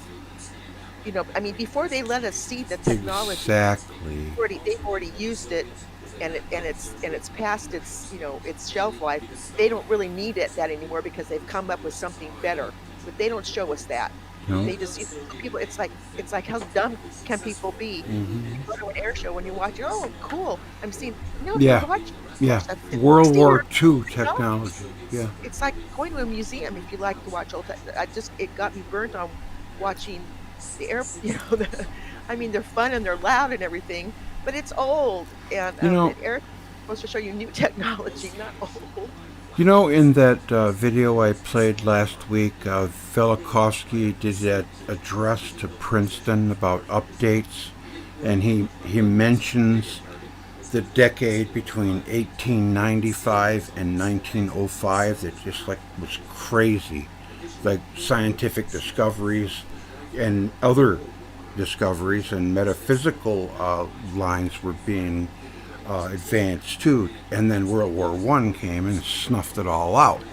But we are still living on the upgrades from those discoveries. Okay, I Pre found- 1927 technology. It's just all upgrades. So you're right. What have they been doing with the new discoveries? Yeah, they've upgraded to they're using another way of propulsion because they've tapped out the fullest as far as it can go, and and they're not using it anymore. And this is how they do us. They use stuff until they figure it out, so they know every angle on it. Right. So they know exactly how it works and how it can break and Right. how it can be fixed. And then they go on to something else, and then they let us have the leftovers like cell phones, things like that. Yes. iPads, that these things are really really old. Mhm. I found a picture for you for the weird rocket. Put it over on Discord. Let me see Okay. it. See what it looks like. I just put it in there. Okay. Let me see. Scroll down. Scroll your. Did you do it on like you and me, or you just put it in my room? In the main thing. Oh, you put it in my room. Okay. What is it on waiting room? No. No, I can get midnight chat. Midnight chat. Is that Sorry, Ryan? folks. I'm trying to. Okay, midnight chat. All right. I can send it to you. In a message. ABC, Elon Musk SpaceX Falcon 9 rocket causes a spec. Yeah, what does he back up his 70-year-old rocket? That's supposed to be. But look at that thing. Oh, I know. Yeah. It's weird. Yeah, he's got some kind of Starlink that's going around the planet too, right? You can see them all in a line.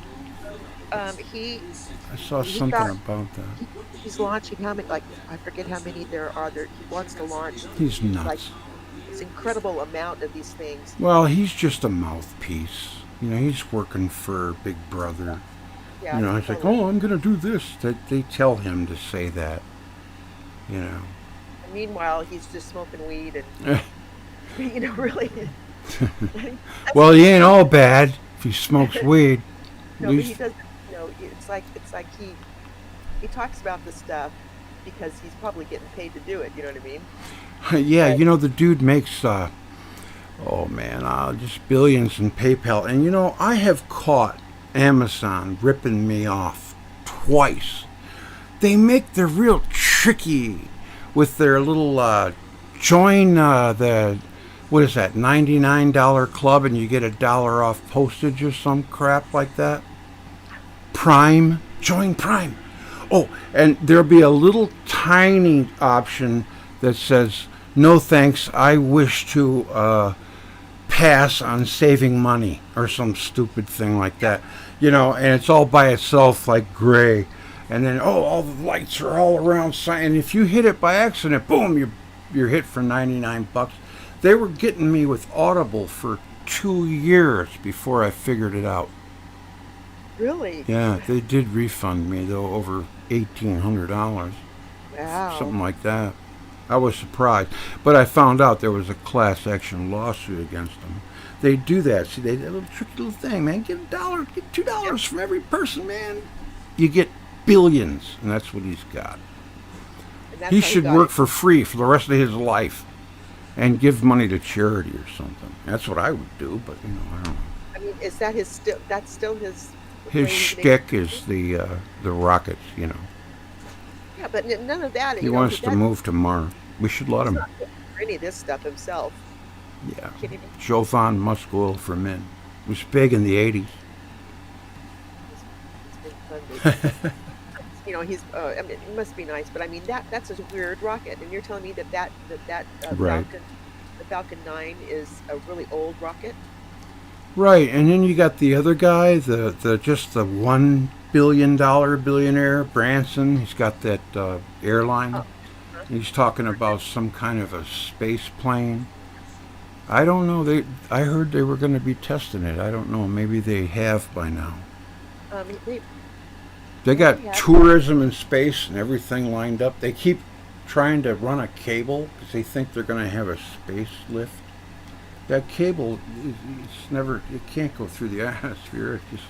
It'll just keep snapping in half like it has. Like a cable how long's the cable? Oh my God. I know they thought about having some kind of a space platform. Oh. You know. And they can't get the cable to stop bursting at the seams when it gets in the atmosphere. Because they're dragging it, you know, and it's building up like a capacitor. Or a space elevator. Mm-hmm. That's what I'm talking about. Yeah. I can't even figure out how do you build something like that? I mean, besides just, I'm thinking of like the towers that they have for cell towers, the really tall. Right. Yeah. You know, I have no idea, honestly.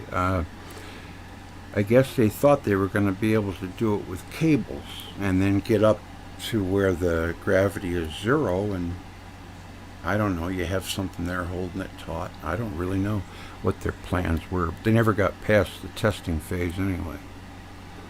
That would be crazy. I mean, that would just, I guess I don't know, that would just be crazy. I don't know. I'm waiting for them to devise a telescope that when we look at other star systems, not only can we see the planets, but we can see the landscape and whether they got cities and highways. Wouldn't that be great? That will never happen. Oh, that would be wonderful. That would never happen. No, we wouldn't get it.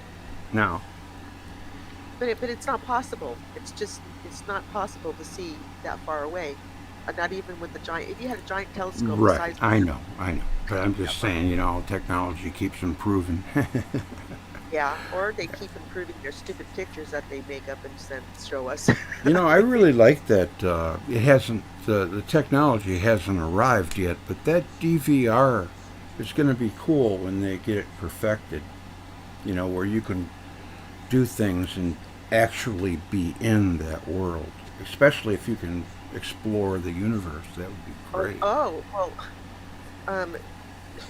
if you're into that now, I'd love to do a show in VR. That'd be beautiful.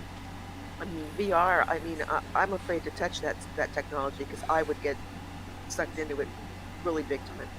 I would definitely be addicted to that. Yeah, I got it from my son for Christmas a couple years ago, and it's just not there yet. You got bulky cords going all over. You got to remember this thing and that thing, and there's 50 pieces to it. It's just not right yet.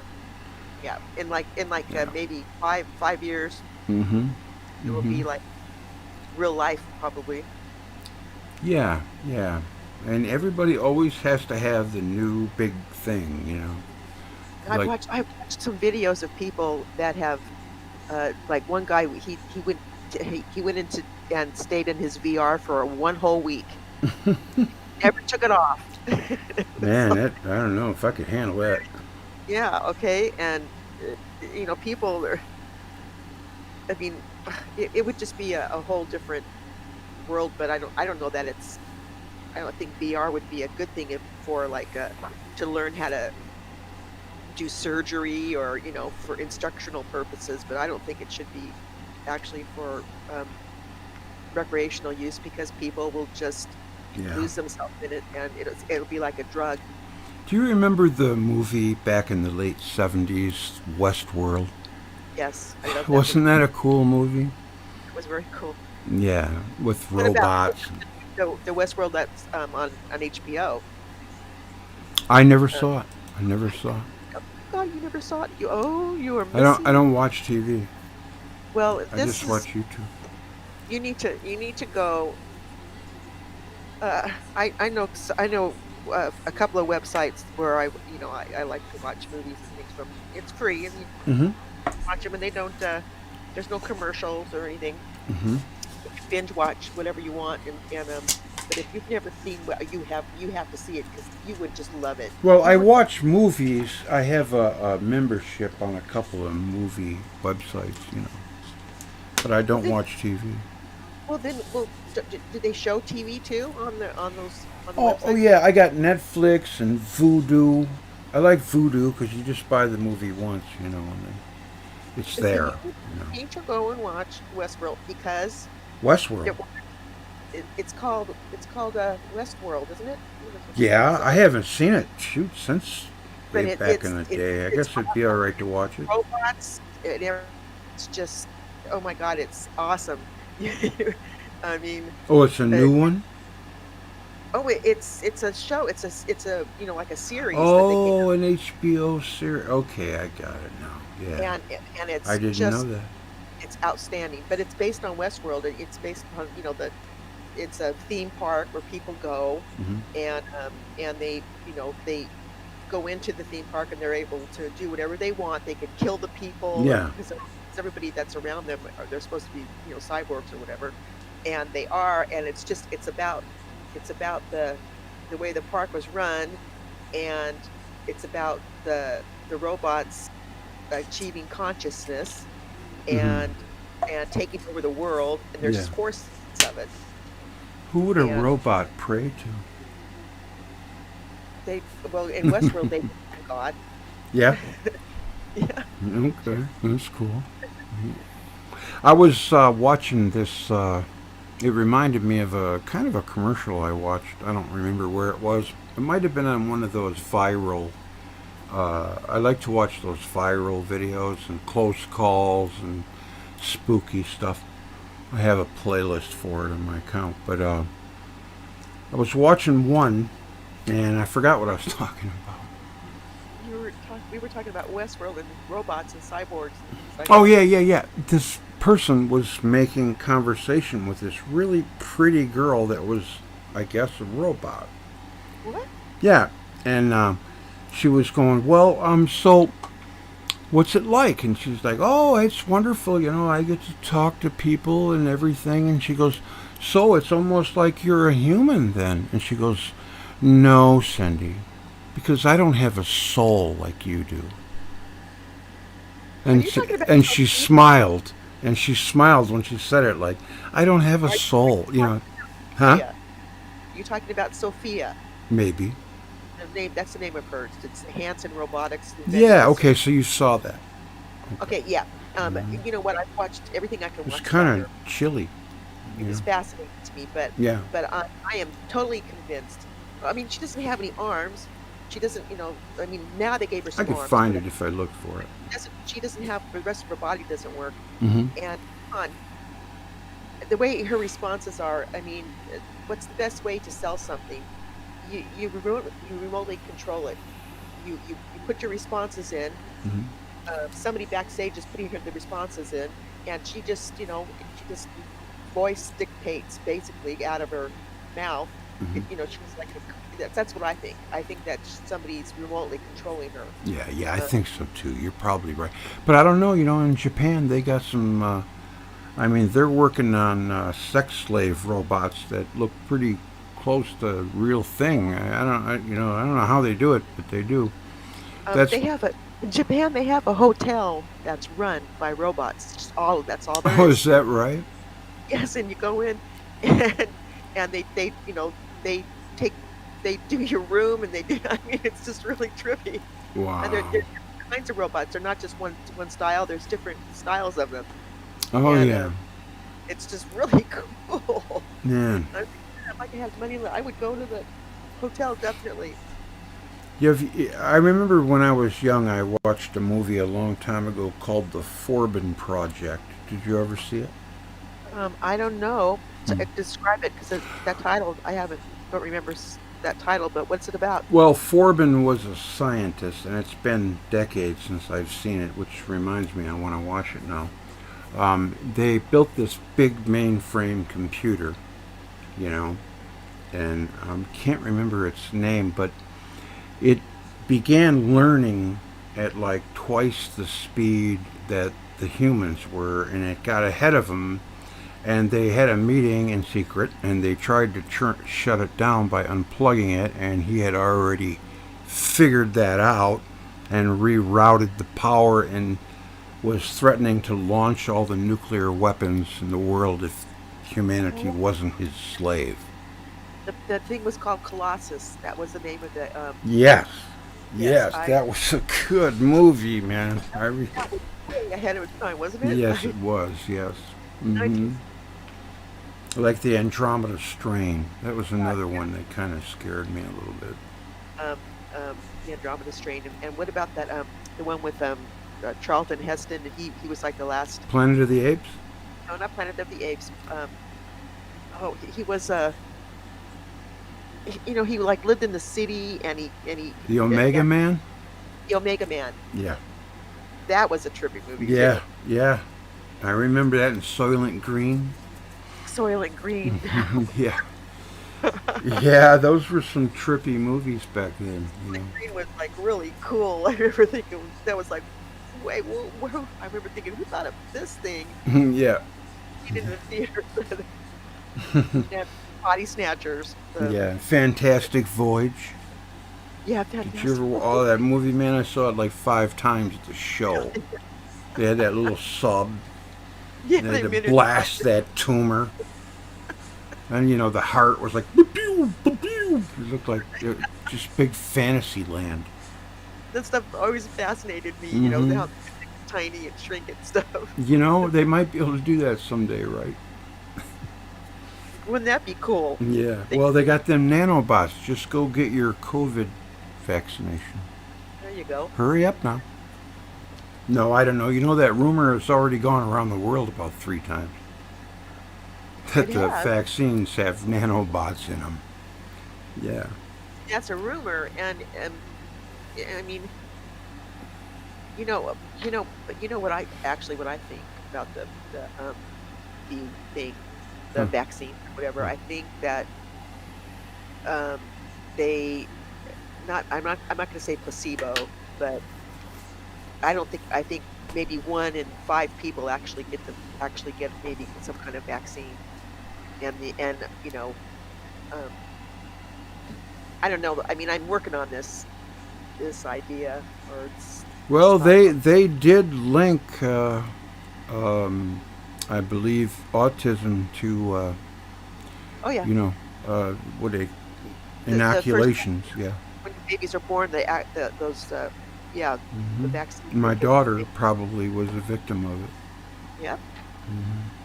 She's high functioning Asperger's, but you know,